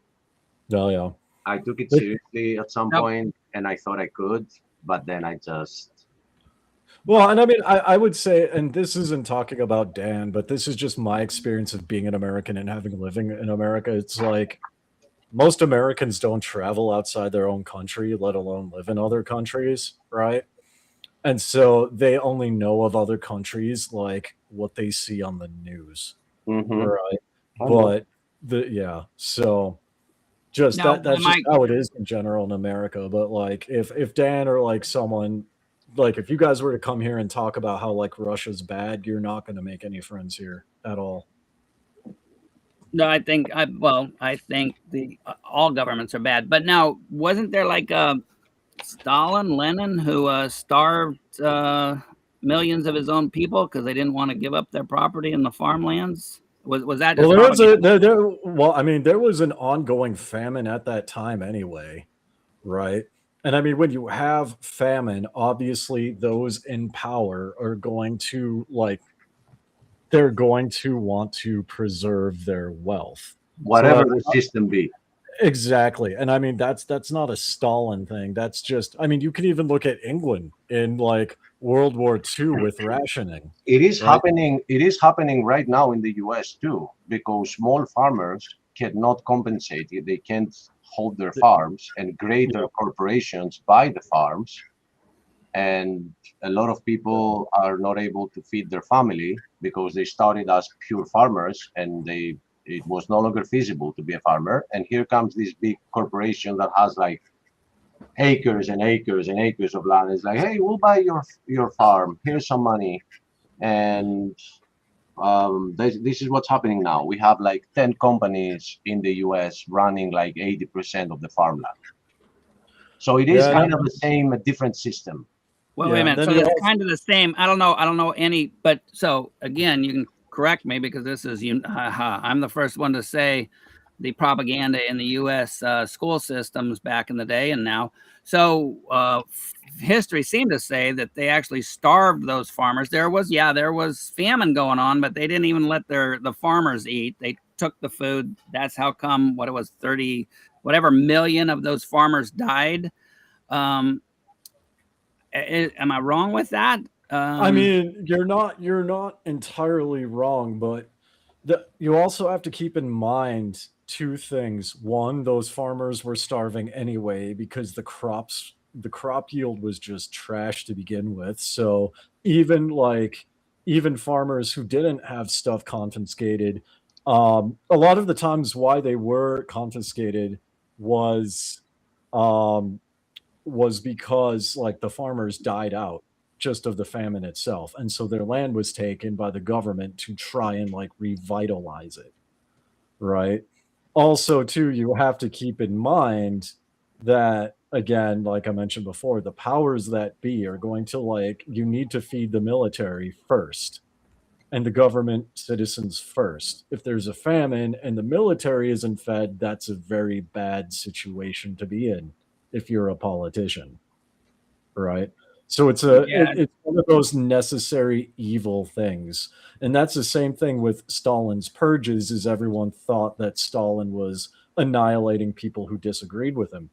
People wanted to assassinate him. Why? Because in Russian history, going back through the Cossack era and even before, if you didn't like the leader, if you didn't like the czars, you would just assassinate them and their family members. Well, right, you have I mean, you look at and you can look at people like Adolf Hitler, for instance, who wiped out a bunch of people. Yes, generals wanted him dead, but generals also ordered their underlings to assassinate him, right? So you can't just off the guy, you can't just off the general, and then the soldiers who have been given that order be like, oh yeah, okay, that orders were sent. No, they're going to follow that order, right? So it's a means of survival. And it's not just a Russian thing. Many nations have done this globally, right? And, And and that's one just thing, and one thing that we gotta make sure to say here, I mean, at least from my side, I'm Mhm, not pro-communism because they're atheists and they're the mhm. ones pushing evolution in schools. But I cannot look away from the hypocrisy that no Christian leader ever in any country talks about that. The textbooks remain the same, and we keep Just like with evolution. creating atheistic leaders and people. No. Correct. And Well, that's I mean, why, I would agree with you, Achilles, that quote Christian leaders are there because the quote Christians that are following them are not really followers of Christ. But now I know Diamond Dave is saying what he says because it's more his worldview that some of the you got to cut down some wheat to actually make bread or whatever. And he's saying, it's all right to let some farmers who are producing food for the rich get starved to death themselves or shot if they're trying to steal that food that's going to the rich. But Achilles, I think you and I agree. I'm totally against the big corporations, but you can see the parallel. The parallel is kind of falls short when the farmers were actually being starved to death. Even if they had food that they produced, they weren't allowed to eat. And I think it was in the millions. So even if you took half of that out, even if it was only 1 million, if it was only 100,000 of the farmers that the Soviet government or Russia at the time. See, I've never heard that they were allowed to eat from my mother-in-law or even my my grandmother-in-law, if that's a thing. But because my wife's grandmother was alive. She's still alive to this day, but she was alive during the Soviet era. And Soviet rule over Mongolia, when it was liberated, right? I've never heard they weren't allowed to eat. What I have heard, and this is an interesting take, right? There are some Mongolians who are Christian. And I've never met one. I've seen them online, but I've seen the take that the famine, right? The overwhelm, did Stalin kill people and farmers? Sure. But what these Mongolian Christians are saying, and I want to hear your guys' thoughts on this, is because of that famine, it wasn't Stalin that starved the people. They think it's God's judgment on Russia. Well, that's what Christians will say, that God uses governments to punish them. Based on the history, and I've heard a completely different history. So it's not that Stalin intentionally starved the people. It was the famine that was so great that led these Christians, some of whom are older and had parents who were alive in that era, right?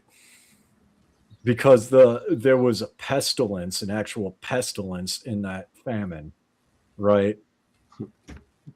They think it's an actual judgment as opposed to God using Stalin to do it. Because there's no way that Russia at the time had the capacity to intentionally starve that many people. And there are so many other factors during that time that contributed to the famine. Go ahead, Dan. Oh, I just wondered, Diamond Dave, because my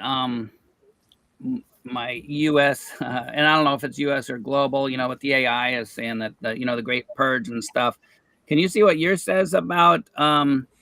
My ChatGPT is American, so it's going to say the same thing. Now, but is that worldwide, or is that actually getting propaganda from U.S. government, or? What do you mean? ChatGPT is on American servers, so that's why ChatGPT is a good tool, but it is not meant to be taken for gospel in quotes when it comes to world history, because the victorious part writes that history. So if you are critical enough with ChatGPT and it gives you some feedback, but then you start asking the right questions, it changes. But then you ask it, why did you give me the other answer first? And it straight up says, because I've been programmed to give you that answer, even though it's not true. So there are so many things that have happened and contributed to the Cold War. And I think that today we're still seeing the Cold War that has never stopped. Maybe now we have a new member China. I mean, after moving here, like my mother-in-law and like my wife's grandmother and other people of that age, that era, they've told me a lot about like what life was like, and like just after the Soviet era and even during the Soviet era. And there's a lot of buildings here from that era, and it kind of blew my mind because they have like Odin was saying, Stalin starved millions of people to death, bro. It's like, well, that's not what the people here are saying. And they lived there in Russia during that time, right? Now Or they lived in Russia after. Like, there's journals, there's documents, there's stuff in the museums that I've never ever heard of before in my life. Yeah, From I want average to everyday people. I want to drive this in and ask this question, and I don't want to be a thing between me and Dan. So I'm gonna For sure. I'm gonna be asking you, Didi. Sure. I'm pretty aware already that you might be able to answer yes to some of those questions, but I think there are a lot of Americans out there that would straight up say no. So here's the questions to you, Didi. Okay. Have you ever heard of Operation Pincher? Pincher. Pincher. That sounds familiar. Have you ever heard of Operation Brawler? I don't know if I've heard of that one. Have you ever heard of the Operation Unthinkable? I've heard that one before. Have you ever heard of the Operation Totality? Totality sounds familiar. I've also heard of Operation Paperclip. No, that's a completely different thing. But these four operations that I mentioned is the things that Russia discovered that the United States and the British were planning to do against Russia from the immediate end of the war. And all of these missions, I'll give you the link right here. This is only 4 out of at least 10. I'll give you the link in the private chat so you can check it out. They involved how many nuclear bombs do we need to drop on how many cities of Russia to get rid of them completely. So when Russia discovered that and discovered that there were missiles being installed in Italy aiming towards Russia, it responded with doing the same to Cuba. But the United States only hears about Cuba. It doesn't understand why the Russian Federation would do that. It was a response to the plans that it discovered of nuking them out of existence from those that were supposed allies. That thing started happening during Truman's presidential term because Roosevelt had very good relationships with Stalin. Yeah. And let me jump in and respond to a comment real quick. Charles Sexton said, Stalin died in 1953. That's well before your mother-in-law, I'm guessing. So I cited my wife's grandmother, who is 93. She has a sister who is 101 and is still alive.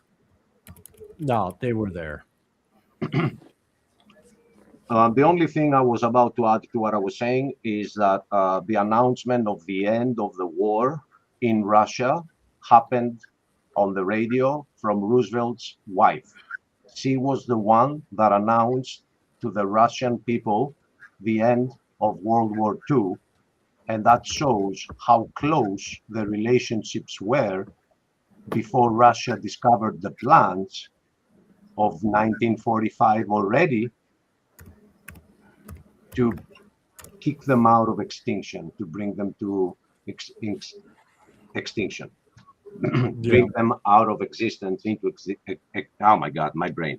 Well, I mean, I get what you're saying. That also does kind of lean into Dan's point a little bit, where it's like America is also dirty. And let me just say this. I'm just throwing that out there just to say that there used to be a friendship and something fractured that friendship. Yeah. Right?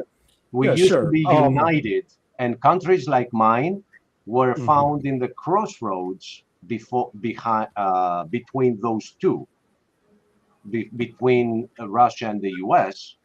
So we get to get both sides even to this day. Yeah, and I mean, let me just say, I'm not saying Russia's perfect by any means. Nobody Russia has is. a lot of Nobody problems. is. Mongolia definitely has a lot of problems.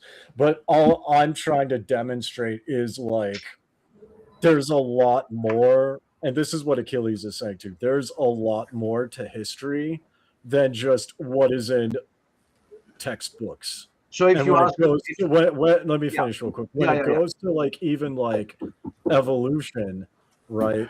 Which you guys have demonstrated several points of evolution that have been disproven decades ago, but are still in the textbooks and still being taught, right? It's also reasonable to conclude that things like history has the same problem, right? I mean, I grew up, I mean, like in Minnesota from 2003 to 2007 in high school, I was taught that the Trail of Tears in America was called the Trail of Tears because the Native Americans left willingly and were sad.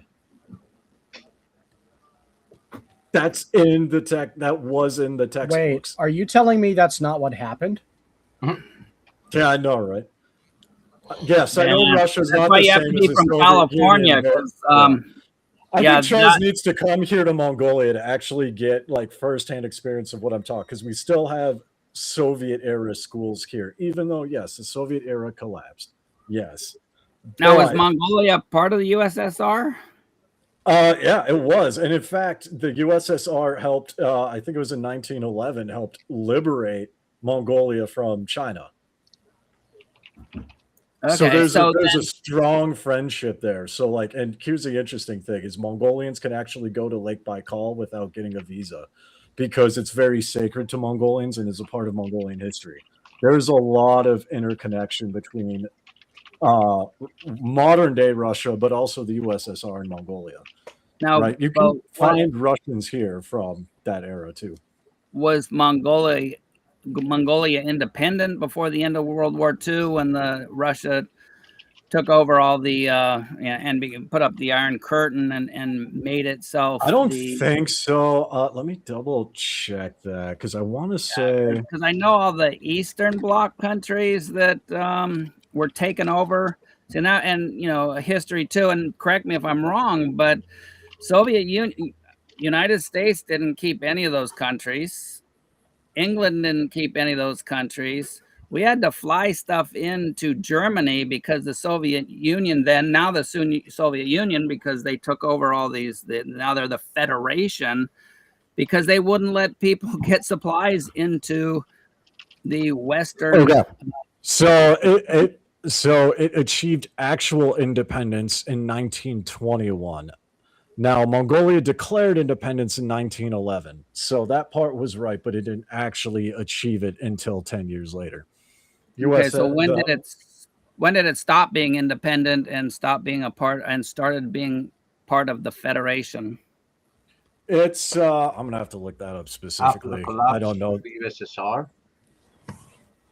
No. When did because I know Mongolia's had strong ties with the USSR, but I don't know that dynamic. I should have asked my wife's family on that. That's a good question.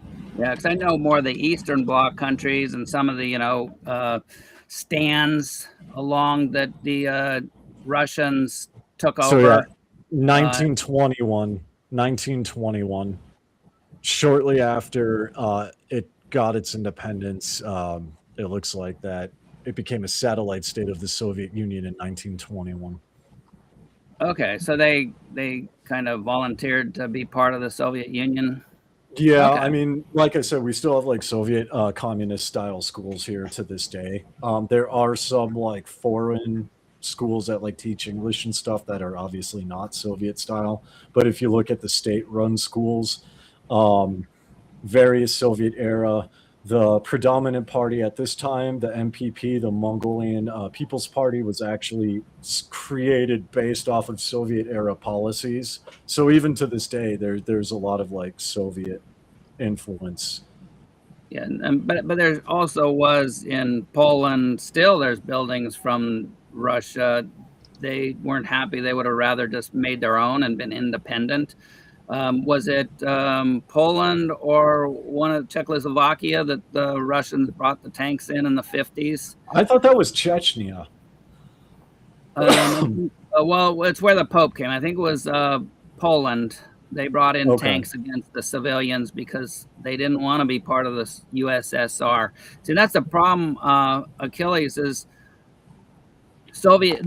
Russians started their global conquest with or without the West by keeping the land that they conquered in World War II. That's why General Patton is like, why are we letting them keep that land? Let's go kick them back into Russia. They don't, and he was more just like a warmonger kind of guy, but it's like Russia had no right to Poland, no right. So it's kind of weird that people are defending a country that they were no better than Germany, were they? Yeah, but what you gotta, it is very hard, very weird for me to be having this discussion at all, but I'll play along and tell you that it's not you and I that made it to Reichstag. When the invasion happened from the Allies or from Normandy, the game was already over. Yeah, it was the Russian flag that was raised. So as they were pushing off the Nazis, they were gaining that land. Now, what they would do with that later, we still don't know, because immediately they got accused of holding the land. No, but, they did do that. But, And that was if you do a beach invasion, it's different than taking land, because you have to always support that land and make trade routes so you can support the army that is in the front line. You see what I'm saying? It's different. So it's okay to take over land if you took it over land. If it was taken over by the Nazis at the time and you're pushing them back, it kind of is. Okay, so then it's okay then that the Muslims, they should still own Greece then, because they overtook it at one time, is your argument. That's exactly why I'm saying that I should not even be having this discussion. Well, yeah, I'm willing to learn. You keep bringing parallels. I showed you double standards when it comes to Muslims from the US and from Europe. Oh, yeah. When it comes to Muslims, and you compare that with Russia, and we got into this whole discussion, and then when you don't have more about that, you're turning it back to the Muslims and say my country should still be under occupation. So no, I don't care. I don't care. Well, let's pretend that Turkey was, part of the Soviet Union, and it was the Soviets that took over Greece. Yeah, no, do the religion, but I'm just saying that to justify Russia, your issue with what we said about sports and about what was happening right now is that they are Muslims, and because the Quran calls for what it calls, we gotta be as we are, right? That was the original argument. And I asked, why the double standards then? Why for 50 years nobody does anything about the occupied Cyprus, which is now becoming legitimatized, and half of it is Turkish? No, and Diamond Dave heard me. It's the same reason we took out Gaddafi, had nothing to do with saving the people of Libya.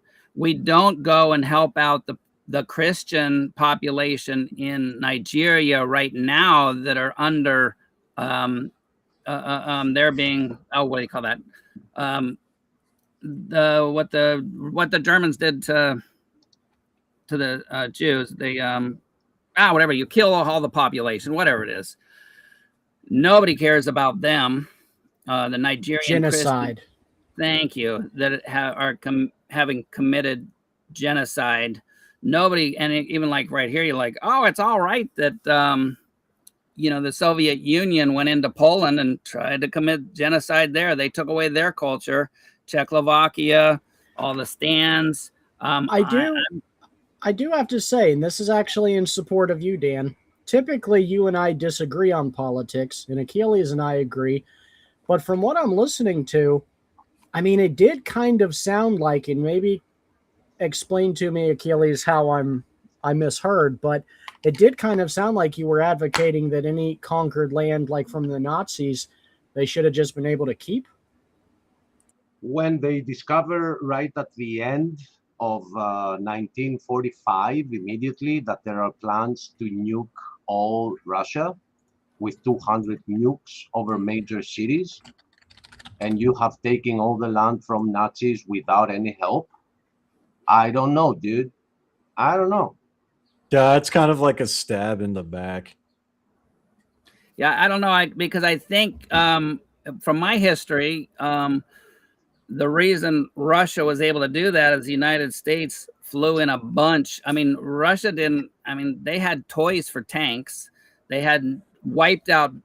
Germans did a pretty good job of wiping out most of their stuff. And from history, I heard we spent a lot of time airlifting in supplies to the Russians, and that and again, well, the Russians had what was it, the T-51s or whatever, which are just like trash tanks. But the thing is like Russia has a lot of people, and Russia already had the manufacturing to steamroll them, right? And what's interesting is that like it was England that got the bulk of the supplies because it was standing alone against Germany, right? America couldn't have been bothered to get into the war themselves until Pearl Harbor happened. But even before Pearl Harbor, Russia, during the Russian winter, like Operation Case Blue just collapsed, right?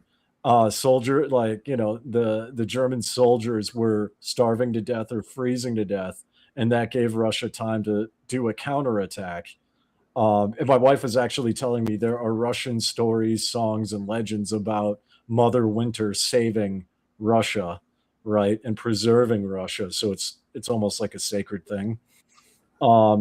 But I mean, like, it was doomed to fail because Germany never went to a total war economy. So even if the U.S. didn't get involved, the Eastern Front was collapsing all over the place.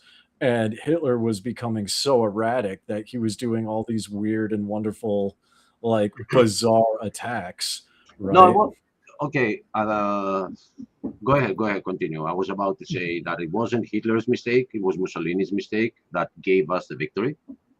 Yeah, well, I mean, well, see, it's a combination of both, because you're not wrong. But I mean, one of the core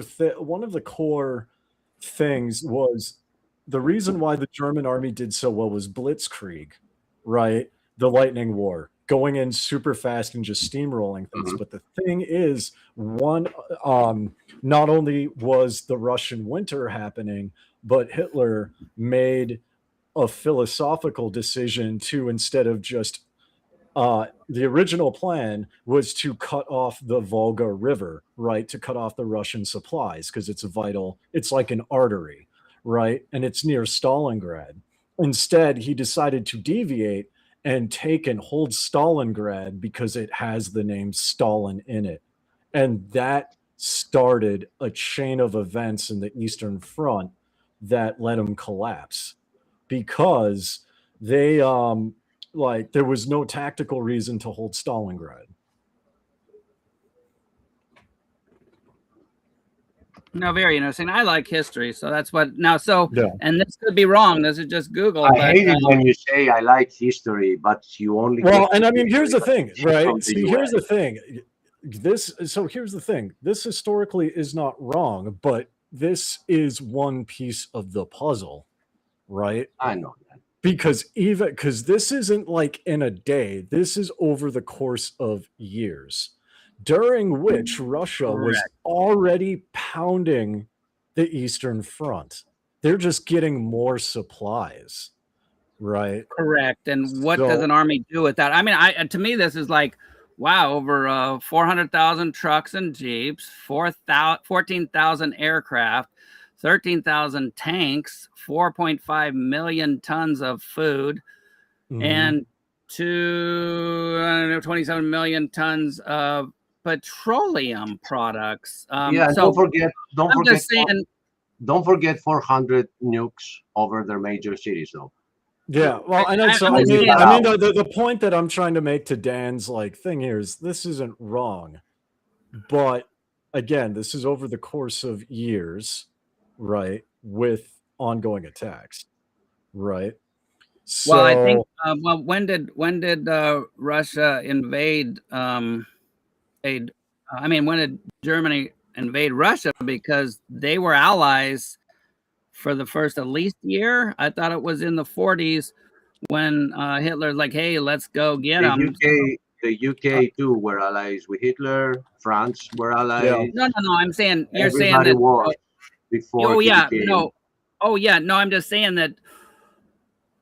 Diamond Dave is saying, well, yeah, it's 14,000 aircraft and 13,000 tanks, but it was over the war, which lasted I think 4 or 5 years. But in the start, we weren't supplying Russia because they were on Germany's side. Now, the other thing to bring into this, like, why didn't Germany have a bunch more tanks? Is because thousands of U.S. air people, Allied air forces, got killed because they bombed the heck out. They mass bombed Germany. So it's kind of hard before that, you have to look at the type of tanks that Hitler authorized. He was focused on the Tiger and the Tiger II.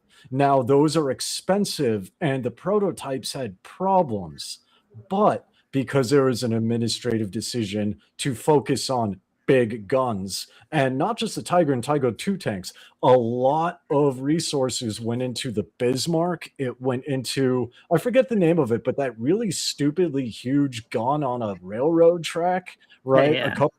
A couple of those were made, right? Instead of like going into normal tanks. So what the German approach, and I love watching documentaries on this, but like their military doctrine was small groups of highly specialized units, small groups of highly specialized, like the Tiger and things like that. Now that's fine, but if you're going to invade a country that can overwhelm you and has a population that outnumbers your population by 5 to 1 and will conscript, you still will lose. Right. But the reason Germany did so well was the Luftwaffe, the Air Force. And so even if it was, the tanks, which would have been a good defender, you still can't even build the expensive tanks when your factories are like dust. But the planes. Sure, but again, you're talking about when the U.S. entered the war. Russia was already moving before the U.S. entered the war. Another thing I want to point out is that Poland was a very complicated story when it comes to Russia and Germany.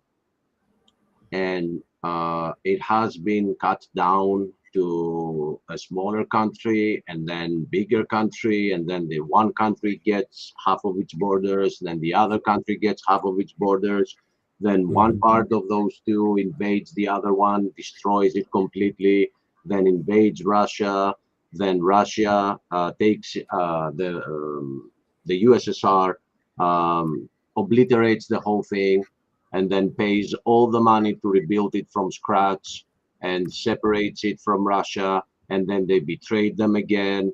And you have to look into the history of those two countries, and don't forget to add in the Catholic influence that was trying to kill Orthodoxy from all the way to the end of the Byzantine Empire until modern times.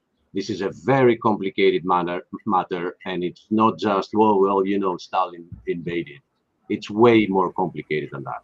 Although, it is. speaking we go of back into history, those were separate countries. Russia was over there. You had these other countries. And yes, world conquest has started from the beginning.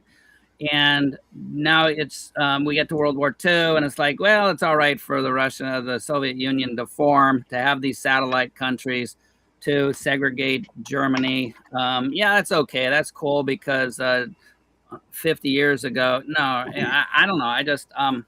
I just don't like any of it. I don't, and Yeah. like I said, And that's kind of the problem that I think Achilles is getting at. It's like Americans don't like it, but the rest of the world is gonna like have varying opinions on it. You know what I mean?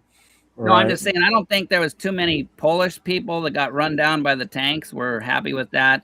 I don't think the Czechoslovakian's a real nice, cool guy. He was fun. He was a restaurant owner. He was under the Nazis. He was under the Soviets. He got out when the Soviets came in there because he said the Nazis were bad. If we could quit fighting over Nazis for just a moment, though, and say hello to Christian Pike, we're being very rude. And he came here. Very rude indeed, Stephen. Very rude indeed. I'm the one that told him to come on. And now, forgive me for not shutting up and saying hi, but I'm on a different screen. No, you guys are fine. I don't even know what y'all are talking about, honestly. We're talking about World War II. We're talking about World War II. That's what all middle-aged men focus on. From either the Roman Empire or World War II. We started from the World Cup, Brother Pike. I just want you to know that. So that's what we do around here. To be fair, I don't care that much about WW2. I'm a Civil War guy. Yeah, but that's your stuff, you know. Do we have to choose? So I Christian, choose your favorite war. I mean, Civil War, obviously. I just Googled here these three words: Russian, Poland, history. And what I get is exactly what I said. It is a very complex narrative of centuries, defined by fierce imperial rivalries, shifting territorial borders, profound cultural clashes. It is not talking about the Catholic Church at all here and the Orthodox, what was going on at the time, but this goes back to the 17th century. So that's a little more complicated than just saying Russia bad because Poland. You have it even says here that I said all the satellites. I said all the satellites, and it okay. So it started in the 1,000 years ago, but it's okay that this country now is more powerful and they take it over. I just think they were the ones. America has that same mentality. They were it does, but also they were the ones that rebuilt the whole country from scratch and gave them the keys to their own country. Christian has a big question. Yeah, so I got a question. How many Poles does it take to push back the German advance? I can tell you how many Greeks, but no problem. The world may never know. Am I right? Hey, I'm not gonna bash the Poles because it is well known that Polish people rode horses into battle as tanks were shooting at them. As we expect. Yeah, but I mean that you got to think about that. That's pretty. That's amazing. It's pretty badass. It's futile and amazing. I mean, it's futile, but they still like some of them had like those joust sticks or whatever, and they're like, "Screw it, we're going out there anyway." Like I can't even imagine them shooting arrows to the airplanes that were throwing bombs. I can't even imagine that. Speaking of which, I gotta Google this because I thought I heard. I want to Google this before I say it. Who gotta be careful what you say around here. Well, no, it's not inappropriate, but I could have swore that someone in World War II, in a World War II conflict, destroyed the tank with an arrow, a spear. Jack Churchill. Oh, that had to be the Greeks. Jack Churchill killed a German soldier with a longbow in World War II. Like, I mean, Achilles said, "We will fight in the shade." Allegedly, according to the internet, according to Google, a man by the name of Jack Churchill is recorded to have killed a German soldier in World War II with a longbow. Bro, that guy rules. Why doesn't he have a day? Give that guy. Yeah, he should, man. You know what I'm saying? He should. This is the problem with history. Is like the more you study it, the more ridiculous it gets. Like I couldn't even make that up. Like Poles are riding horses and with like sticks and charging tanks, and then you got some crazy dude with like a bow and arrow just like annihilating soldiers. So just to drive that point in, Russia got rebuilt Poland due to previous wars, and it gave them the keys to their own country and gave them autonomous ruling of their own country, and they got backstabbed, and it was the second or third time in history that they did that. So that's why that happened. So you can't say, oh, because they took over Poland, they were bad guys, right? No, I said all of the countries. That was just one of them. And Are so, we trying to figure out why if you the look into- Nazis were bad guys? Is that what the question is? Yeah, but if you look No, into yet, the other countries too, if you look into the other countries too, and you don't label them as like countries, and you look into each one, you'll see there is a little more complicated thing going on around here, the Balkans, which has to do with the Catholic Church and the Orthodox Church, and there was a religious war behind the politics. And the Catholics were trying to push away Orthodoxy. And because the center of Orthodoxy was Russia, that's where the hit was. I just have to say, I do not think we punished Germany sufficiently after World War II. No, I don't think we did either. Because right You guys now, ever seen that Norm Macdonald bit? yeah, You know who I'm worried about?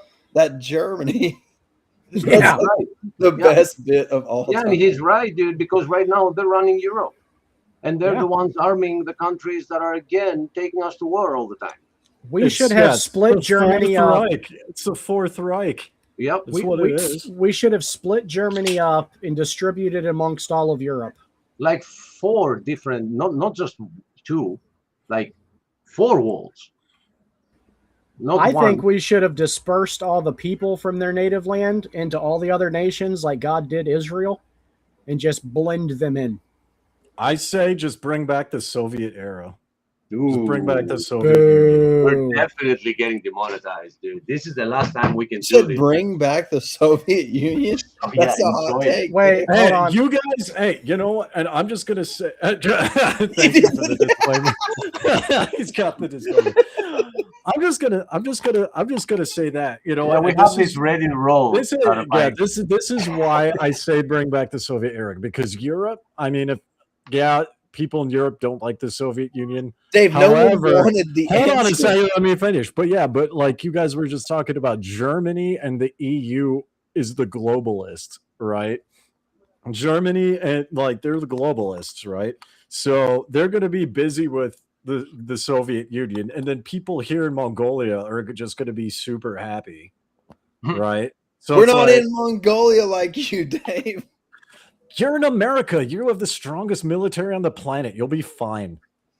Like They have so Like- many nukes, thousands of nukes. yeah, do you know that a lot of them are outdated? Yeah, but a lot of them aren't though.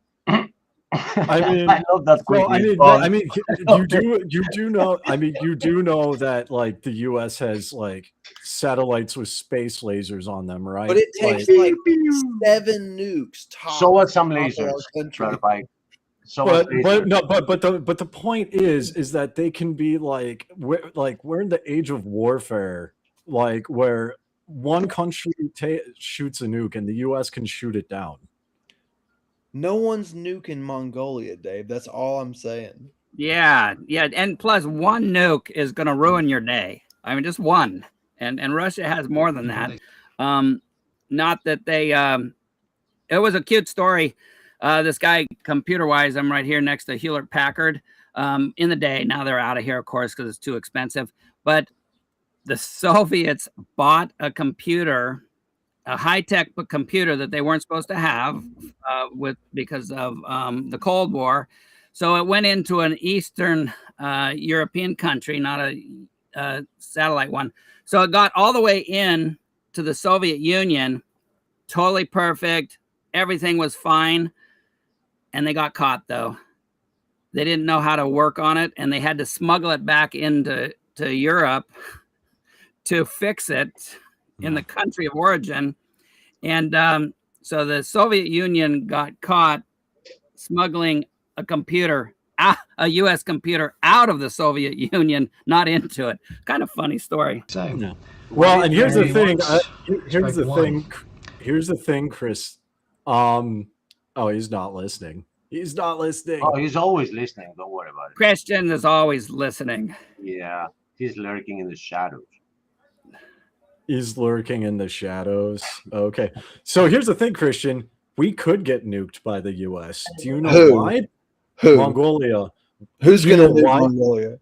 The U.S. Do you know why? Because China just moved multiple nukes to Inner Mongolia, and we are in the Oh, blast. you guys shouldn't let that happen. Also, Russia's got nukes close to us too. You know what Siberia is, right? Yeah, you guys need to not let that happen because you're in like a very non-nukeable zone, and they're making it nukeable, Dave. Well, I mean, here's the thing. Like Mongolia is so small, if you set off a nuke in UB, it's just over, right? And then our problems are over. So all of them. You know, like no your problems of life. What are you talking about? I mean, it's like it doesn't matter, right? That's the thing with like that's nihilism, Dave. Remember, I am Hindu. Like, oh, I saw one of those. That's a cute little guy. The very unfortunate thing about our world that I think we can all agree is that the biggest deterrent of getting nuked is raising up a flag and saying, I have nukes too. And that is very tragic. If you and I mean, I agree, it is tragic, but that's one of the reasons why Mongolia is able to stay neutral from multiple sides, because there's two countries, Russia and China, that want a buffer state, right? They want a buffer Yeah, that's state. what all you guys are, is a buffer state. Yeah. They want a buffer state, but also other countries, I mean, like they're good, like other countries will back us. So that's why we're able to remain neutral. That's actually why I'm in a pretty cozy situation here. Okay, right? No one likes it when Switzerland does that crap, and we don't like it when you do Mongolia. Well, hey. Mongolians tried to take over the world at one time. Yeah, screw Mongolia. What are you talking about? Mongols. We're all related to Genghis Khan, or whatever his name was. Yeah, right. Genghis Khan was a Pokemon. Well, there's Kublai Khan and Bog Khan, and there's several. There's not just one. Yeah, basically. But to be fair, you're in America. But to be fair, America was like safe from all that anyway. There's no safety in nuclear war. That's the thing. No, hold on a second. No, I'm going back. Sorry, I was responding to people saying Mongolia tried to take over the world. Oh, yeah. Like, yeah, you guys are fine. America wasn't part of the world at that time. Yeah, well, I mean, America would have been fine. Yeah, anyway. but if monkeys, according to the theory of evolution, crossed over to the US from Europe with rafts, Mongolians would do it too. We existed then in the hearts of the British people. I don't think monkeys built rafts. What kind of monkeys you talking about? I mean, you're forgetting geography, good sir. You're forgetting geography, good sir. We would first have to cross all the way across China and then build the rafts. Y'all conquered a lot of stuff. I thought I was speaking of Mongolians making it all the way to the end of Europe and crossing the Atlantic, not the Pacific. I think. Well, yeah, that's still geography. That's like a long ways to go. It is, but according to the theory of evolution, that's how monkeys made it to the U.S. They swam. Oh, really? I heard in school that the world was Pangea, right? So it was one big continent. Oh, that's another theory. Over it, and then it split. That's what I was taught. Yeah, I think it's the continent thing, Achilles. As Ken Hogan would say, it's still one continent today, according to Kent Hovind. You just have to drain a lot of water. Yeah, you just get on a boat. My favorite Hovindism is how none of the fault lines are his fault. That gets me every time I hear it. Yeah, that is good. So ancient primates rafted across on large floating islands of tangled vegetation between 40 and 35 million years ago. This accidental transatlantic voyage is what allowed the African primates to reach South America, establishing what we now call New World monkeys. I stand corrected, Achilles. I did not know that. Yeah, I didn't know. I was taught it was Pangea. I want to but even address. that doesn't make sense. But it was a later theory. Go ahead, Stephen, and I'm going AFK for a second. I've got to feed my dogs. I just want to quickly address Mr. Charles Saxton, one of our long-term followers. He says, we in U.S. haven't lived under occupation and living memory. I don't know if that's accurate. As a Southerner, we definitely remember being occupied by the North. Well, no, but he did say the United States. And so when you guys, when that happened, it was not the United States anymore. So also, he said living memory. I doubt you were alive during the. It's alive in our hearts, Diamond Dave. We will never forget. I really like that disclaimer. It's funny. Is Mongolia like the Canada of Asia? What? You mean nobody likes them? No, I mean, actually, it's quite the opposite. Like, he really does not want that to be the case. Look at him. Yeah, no, I mean, it's actually quite the opposite. Like, just there's like in Asia, there's like a hierarchy of Asians. My wife was talking as much, yeah. But I mean, there's like Mongolia's in the top 3. Yeah, it's so like it's Japan, kind of Japan, Mongolia, and I think Singapore. I think I've always heard good things about Singapore. Sounds like the bullies need a bigger bully in the middle of them to keep, like you've seen that before when guys are going to like start to fight and you got some bigger guy holding them together or even a smaller guy holding them apart, like, no, don't fight. So, wow, Mongolia is that bigger bully in the middle of 2 huge bullies. Yeah, I mean, from what I've heard living here from multiple people in person who have like been to and lived in China, like the Chinese are actually scared of Mongolia for obvious reasons, and there's a saying that if I forget it word for word, but there's a saying in China where if like Mongolia reaches a population of 10 million, all of China is in danger. You guys have less than 10 million people? We have 3 million people. What do you like, New Jersey? It's like so there's a few amount of people, but a huge amount of land. That's actually way less than New Jersey. Yeah. People wise. So they're afraid that another Genghis Khan would come up and it's not so much it's not so much that, it's more just like historically Mongolians are very efficient because if you look at Mongolia's history, Mongolia conquered civilizations that were much more powerful than they are. 3 million people. And had better, like, that's more than 1% of the U.S. population. And had that's absurd. That can't be right. No, yeah, it is. But there's what is the population of Mongolia? Sorry, Dave, I'm not trying to check you. I just have to. Yeah, go for it. But yeah, so it's like Mongolians are extremely efficient, and Mongolians throughout Asia are also known as being extremely cunning. Well, right? To me, and this is U.S. history, but nobody would wanted the you guys around crazy. Any of us, whoever, when you saw the history of what happened, it's like, whoa. We're glad it wasn't Europe that you guys were in the middle of, because it's a formidable, scary. You know what it makes me think of, Dan? What is that? Let's get down to business to defeat the Hun. That song was awesome. It took a while, though. Well, your rendition took me a while to figure out. Okay. Well, you want to know a crazy fact, right? And this is a different spin on history, right? Everyone knows that China built the Great Wall to keep out Mongolia, right?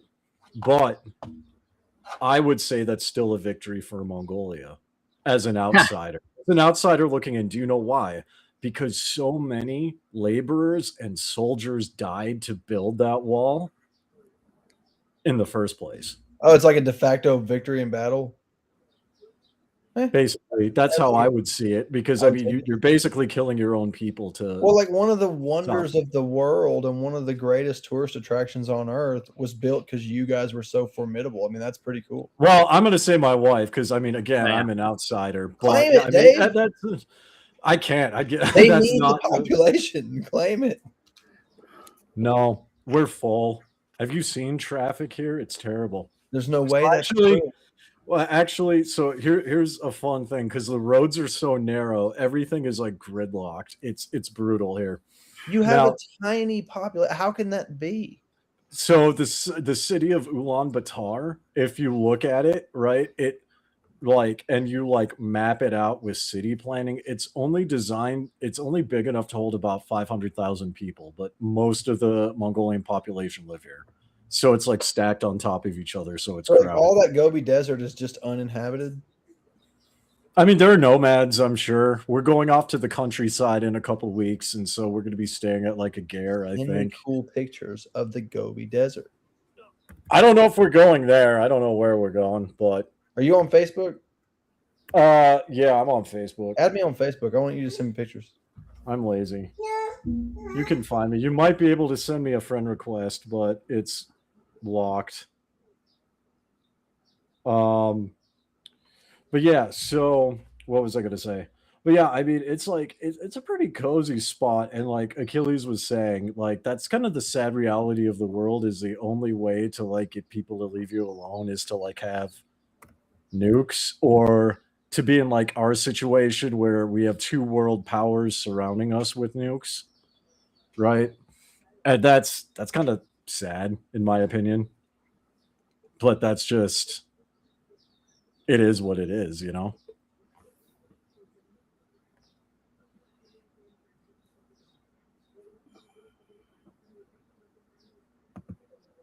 And Achilles is gone. He's still gone feeding his dogs.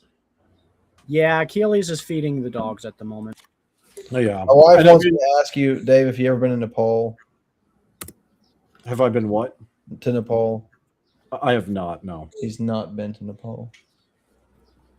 I've been to India, like Gujarat, predominantly. That's pretty close to Nepal.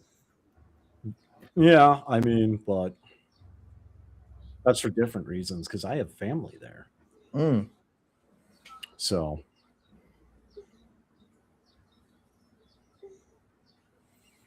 but I mean, to Charles' point, yeah, that's kind of like human nature as it is, right? So, What, bad?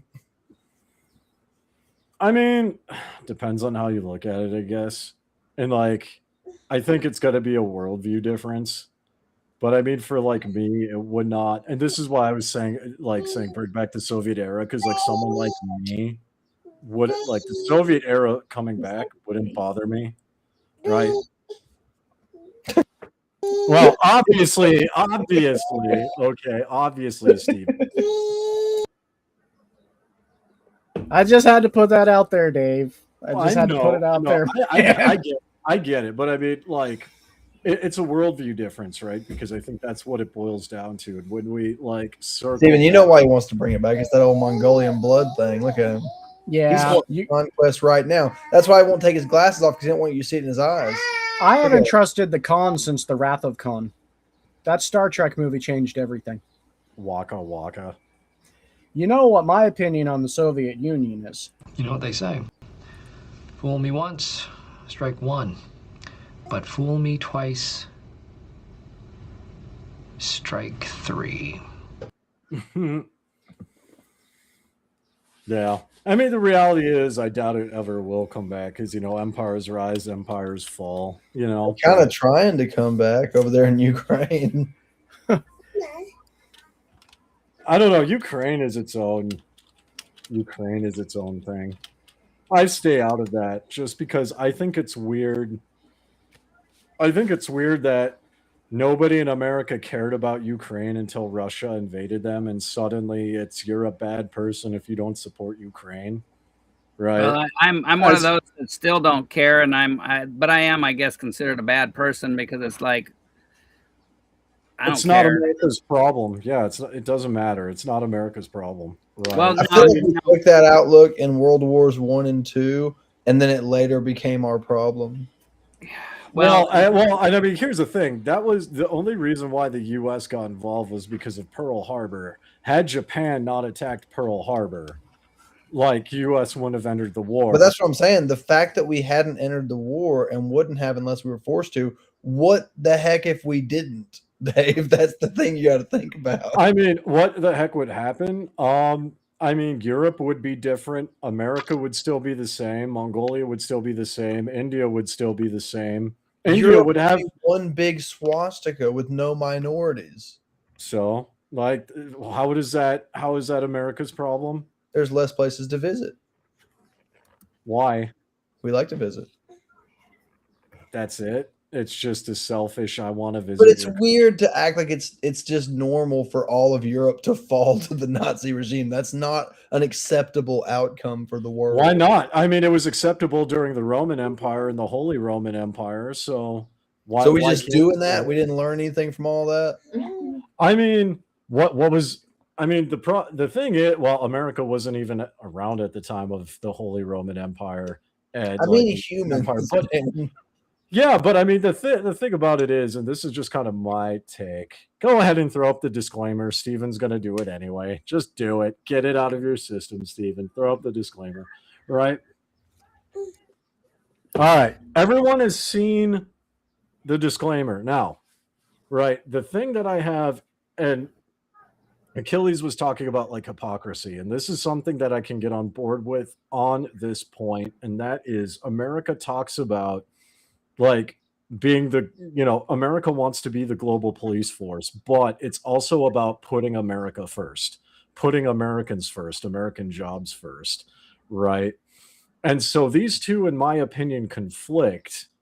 And this is why I actually agree with like President Trump cutting foreign aid, defunding the United Nations, and like trying to like stay out of everything. I don't know why he's in Iran in the first place. I partly agree with what you're saying right now. But I mean, it's like if you put America first, other things shouldn't matter. And America, being the superpower that it is, with all the natural resource it is that as it is, and has proven itself historically to be energy independent, who cares, right? America can take care of itself. America doesn't have the obligation to other countries who steal its money and just use it. Right. I agree with a lot of that, but I think that everything has its limits. Like, it's not responsible to sit by and watch the world burn if you can do something about it. Yeah, well, see, the problem is, and that goes down to kind of the debate, and not necessarily something I have an answer to, but it's like, who defines that limit and why, right? And the reason why I say that is because it's interesting how America steps in for like Ukraine, but during the slaughter of the Rohingya Muslims in Myanmar, which is still going on, by the way, when was that, 2015? When that happened, there were literally people talking about how their daughters were assaulted and mutilated, and they were begging for America. They literally I agree with you. We are in the Ukraine for selfish reasons. I agree. Exactly.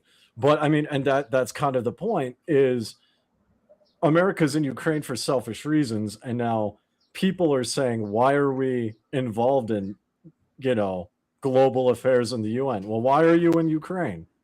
Why are you involved in Iran? Like, who cares? There are nuances. Like, it's true that America has selfish reasons to be in Ukraine, but it's also true that all of Europe, who's especially on the western side of Europe, is very interested in our involvement in stopping Russian expansionism. So, like, there's more than what expansion? Russia taking the Ukraine. The Ukraine? First off, it's a country. It's Ukraine. It's actually referred to as the Ukraine. There, maybe, but you don't call countries that. They literally I'm not in the Greece. Ukraine, Achilles. No, it is Ukraine. But we still in a time. You guys did it now. I have been summoned. You summoned him. Summoned Aiden. Welcome, Aiden. But finish. I'll drop my point. Hard. I'll drop my Finish point hard. and say hi to Aiden. Finish your point. I've got a point too. But go ahead. Aiden. I was AFK. I didn't even change my BRB yet, but I came back and heard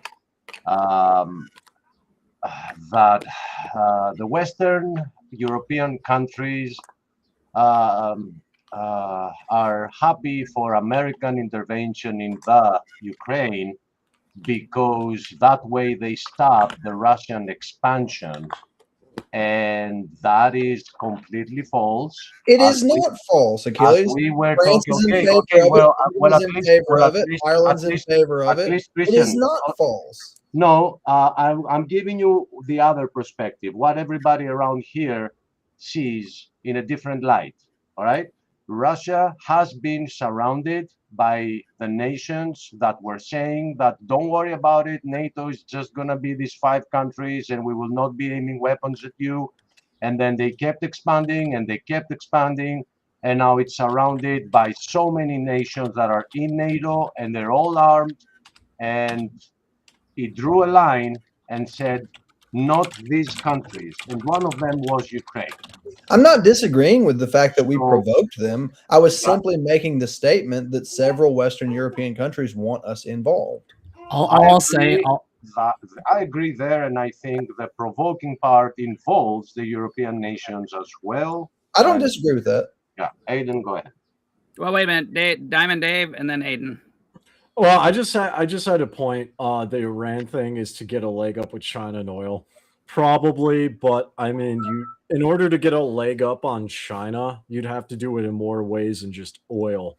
One of the main ways you have to do it is AI and artificial intelligence, specifically having to do with AI data centers, which you guys have access to Facebook. You can see a lot of people protesting AI data centers. You can see them wanting to destroy the flock AI cameras. You can see them, you could see local townships doing everything in their power to get rid of AI data centers.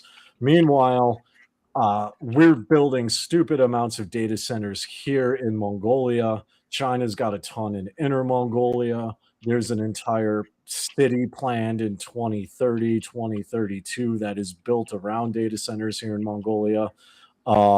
There's a Hunu city within a city that's a smart city, a 15-minute city that's being planned out right now. What's sorry, Dave? What's a Hanu city? Hunu, that's just a name. That's a name. It's like an apartment block, but that's what it's going to be based around, right? So in order to fully get a leg up on China, you can't just go after Iran. You actually have to spearhead like AI entirely. So I can see that. I personally don't accept that like the whole thing about Iran is nothing more than just saving the Iranian civilians and taking out the Ayatollah, because the people who replaced him are worse. And they're still alive and in power now, and they're negotiating with the US, right? And that's kind of the gamble that you take when you take out a regime, is you need to have a plan for who replaces them. And it just so happens that the people that replace the Ayatollah are the ones they were literally physically killing US soldiers, and they were the ones that were literally physically killing the Iranian civilians. They're in power now instead of the people just ordering it. I guess we didn't run out. I guess we ran out of cruise missiles, but Aiden, your turn. Yeah. Hi, Aiden. Hi. So if the Russian aim within Ukraine has been to try and stop NATO expansionism, then they've done a pretty poor job, in my opinion, given the fact that Sweden has since joined NATO, Norway, Finland has since joined NATO. Like, the NATO sphere of influence right next to Russia's border has expanded rather than contracted. And the prospect of a hot conflict between them in Europe is not diminishing over time. It's increasing. So that's definitely true. Yeah, it is Well, true. I mean that. It Go is ahead. true, and the only thing I would say to that, not even respond to that, just say, is that if you are to stop the expansion of NATO, you got to do it before the country enters NATO. Because once it does, you can no longer touch them. They have Article 23, which is like all the countries are against you now. That's a Yeah. tiger. I agree with And you. I mean, to Aiden's point, I mean, I do agree with that. And this kind of goes into what I was saying. It's a gamble, right?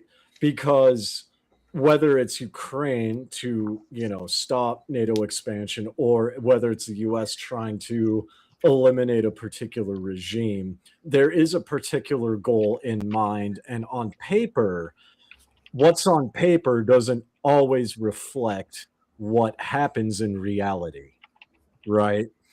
So, I mean, I agree with you, but that, in my opinion, doesn't change the fact that the initial goal was to stop expansionism. It was So a gamble and it backfired, in my opinion. another thing that needs to be talked about when it comes to this war is the fact that the biggest disparity between Russia and Ukraine was their population and their manpower pool. When you look at the two countries in 2014, at the time of Russia's initial invasion of Crimea, Russia had a far, far larger manpower pool. And yet, when you look at the history of the Soviet Union and some of the last conflicts that country fought, the most devastating one was the Soviet-Afghan War. You watch the original edit of, oh God, I think it was it Rocky? It was one of those movies that this movie is dedicated to the brave Mujahideen fighters of Afghanistan or something like that, because of the Soviet-Afghan War going on at that point. And that war utterly broke the country because the Red Army prior to that point was perceived as this like invincible force, whereas now it no longer is whatsoever, because they've been fighting in that country for a decade and lost as many soldiers as they did. And now in the Ukraine, Russia is losing more soldiers every single month in Ukraine than they did during that entire decade-long Afghan conflict. Like, just to put things in perspective for how high the death toll is right now in that area. It's unsustainable. It's fundamentally unsustainable. It's unsustainable on both sides, because Ukraine is also experiencing a manpower shortage. So what? Sorry, we have. I'll have to go, guys. But have a good one. Yeah. See you, buddy. So I mean, I would say to that, right? It's unsustainable for both sides, which leads me to believe, and this is just my opinion, but it leads me to believe that the end goal isn't the total conquering of Ukraine. It seems to be more tactical with that, and Russia's willing to pay a high price just because historically. I'll tell you what Russia wants. It wants Donbas. All right? Donbas. Yes. Oh, that's it. Donbas. That's what they're trying to hold. They don't want to go into Kiev. They want to hold Donbas. That actually makes sense, because when I was living in Provo, Utah, I had a Ukrainian roommate whose girlfriend he brought over to study English at Brigham Young University. She was from the Donbas region, and she was saying something similar to that, and it didn't make sense to me. And he was at BYU, and he was debating whether or not to join the Ukrainian army.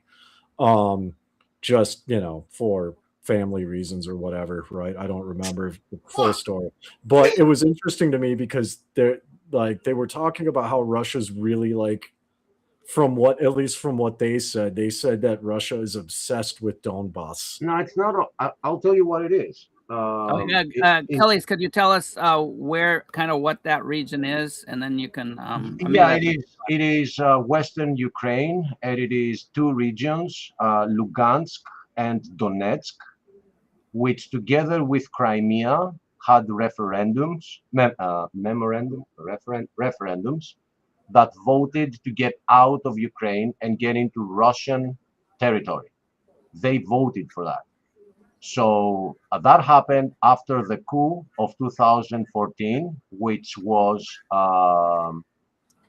those pulling the strings were the US with the Democrats at the time, with Victoria Nuland visiting there all the time. And they created a coup that took down the government and shut the doors of the parliament and burned the building to the ground together with everybody that was in the building. So when that happened, Zelensky takes power, and he was part of that coup, and he starts bombing Donetsk and Lugansk, and they get bombed at night, at day, on the markets, by airplanes. There are a lot of dead children, and they kept asking for Russia to intervene. And we're talking about 2014 right now. Russia delayed the intervention as much as it could. But when 95% of Crimeans voted to become part of Russia, it accepted it, and it pulled the army in and said, Ukraine, you no longer have authority over Crimea. And once it did that, it built 10 hospitals, it built the world's greatest bridge, it gave them their own water, it gave them their own salination plants, it gave them their own power plants, and they are kind of autonomous. And since then, Zelensky is trying to bomb them instead of Russia to punish them. Now, Achilles, he bombed power plants. So I'm telling you guys that I don't expect you to agree with what I'm saying. All I want is for your ears to hear that perspective, that for me here and others around my country, this is our neighborhood. I have only one country separating me from Ukraine. Are you sitting down, Achilles? Yeah, you think? Okay, I totally agree with you. Oh yeah. Oof. Okay. Now, so do you? I mean, is it? We've heard on the not the mainland China channels, but that somewhere in Ukraine there's this laboratory thing that a guy named Dr. Fauci might have been like really on board. I know. With. And there are another 19 where they were experimenting with viruses. And where is that? Oh, it's all over Ukraine. There are 20 all biolabs. over. Yeah, 20 biolabs that. Oh, okay. United States knows how to do it good. I only heard of. I only heard of one. Yeah, of course we're gonna put because you know and was run by Fauci. He was the owner. I was joking. I just see that I'm not that dumb. So, but Achilles on that because you know yeah here and you know we Americans, and I'll put it broad, you know, the broad brush, you know, we want clean air, so we shipped our factories to Mexico. You know, we want you know, we don't want any of that biological stuff in our country, so we ship it, you know, even China, we were in on that one, and other parts of the world. So no, Achilles, I'm not I think I have a red, white, and blue flag that I got voting, but I don't know where. And I'm not saying, and I'm not saying you shouldn't, Dan. I don't. I want you to know. I want you to know my true perspective on this, and I was talking about this today with a friend of mine. I'm definitely not pro-Russia. Definitely not, and I'll tell you why. I think this is the world of the enemy. His name is Satan, and they have made this agreement. You, Russia, will attack the grain of the planet, which is Ukraine, and I, the US, will attack the oil of the planet, which is Iran. And we're going to corner Brother Pike and Dan and Stephen and Achilles and Diamond Dave, and they're going to be having so expensive food that they're going to be forced into a chip soon. I think they're working together, because if they weren't working together, Russia should have ended this a long time ago. This is the 5th year we're getting into. Now, I just want to say to that point real quick, our food prices are stupidly cheap because as Padre Pike Googled, we have 3 million people and we have 77 million cattle. That is cows, sheep, goats. You can buy, like, for Saranza, because I know the enemy. All that requires to change is one virus into your cows, and your state is going to kill them all. They did it in Greece. They killed all our sheep in 1 year. and they did not allow vaccinations. Yeah, they don't operate like that here. No. I'm just telling you, you're just one virus away from being. They would vaccinate. They would like vaccinate the cattle. That's what we were expecting too. That's what we were expecting. But the government. Well, it was done. It was done during COVID.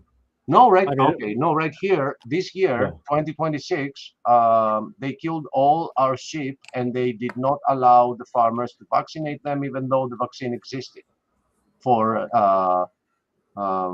smallpox, something like that. Well, that's part of the reason why, like, I mean, I don't, again, Russia has issues. We all know this. But I mean, Russia is very anti-globalist, as is Mongolia and other countries, right? So, like, at least in this part of the world, when COVID hit, things were done very differently than it was in, like, the globalist West. Very real quick, bye, Pike. Get out of here.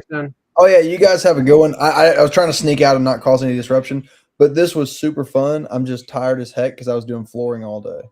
Nice. Yeah, go to bed. Oh, go to bed, bro. Wimp.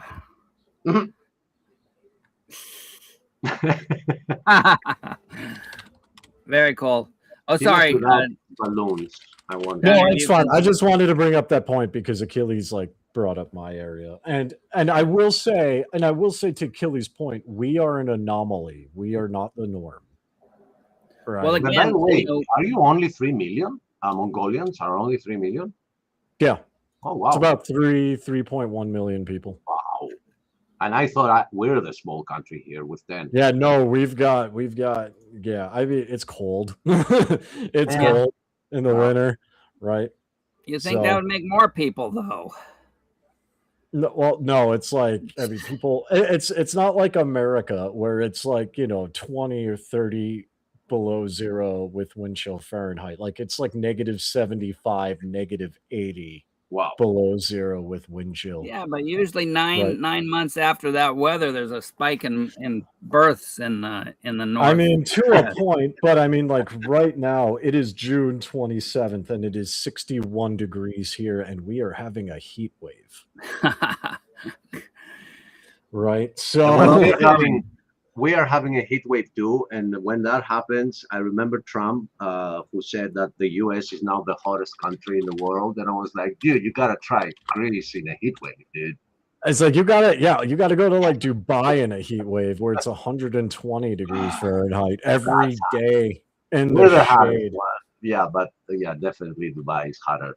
Definitely.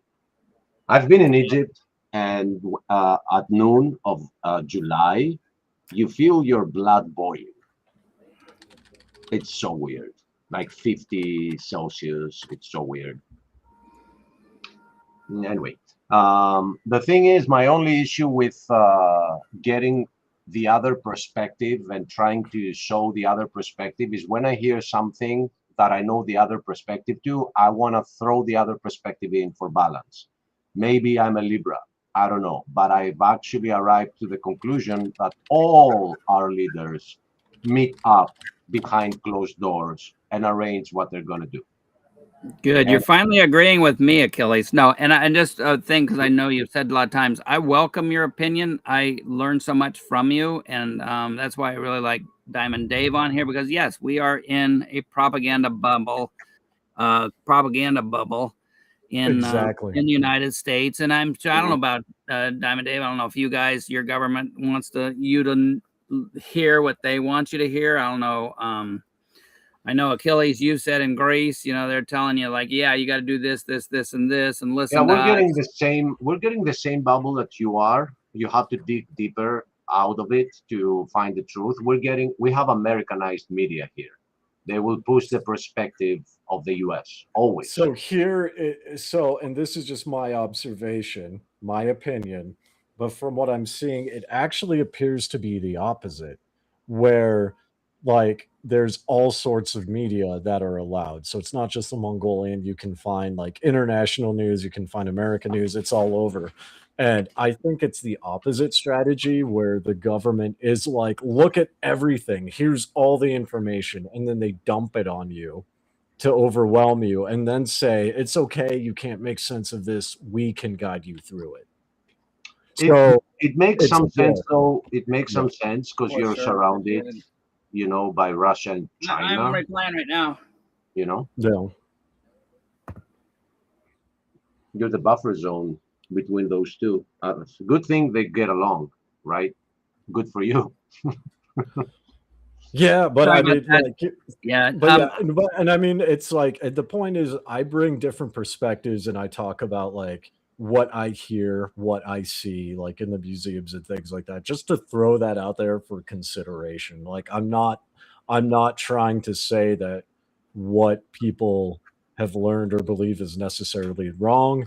I have disagreed with Charles Sexton a lot in the comments, but one thing he said that I do agree with is, right, there's many different perspectives that can be taken from historical events, and that is what I'm trying to convey here, that there are different perspectives out there, right?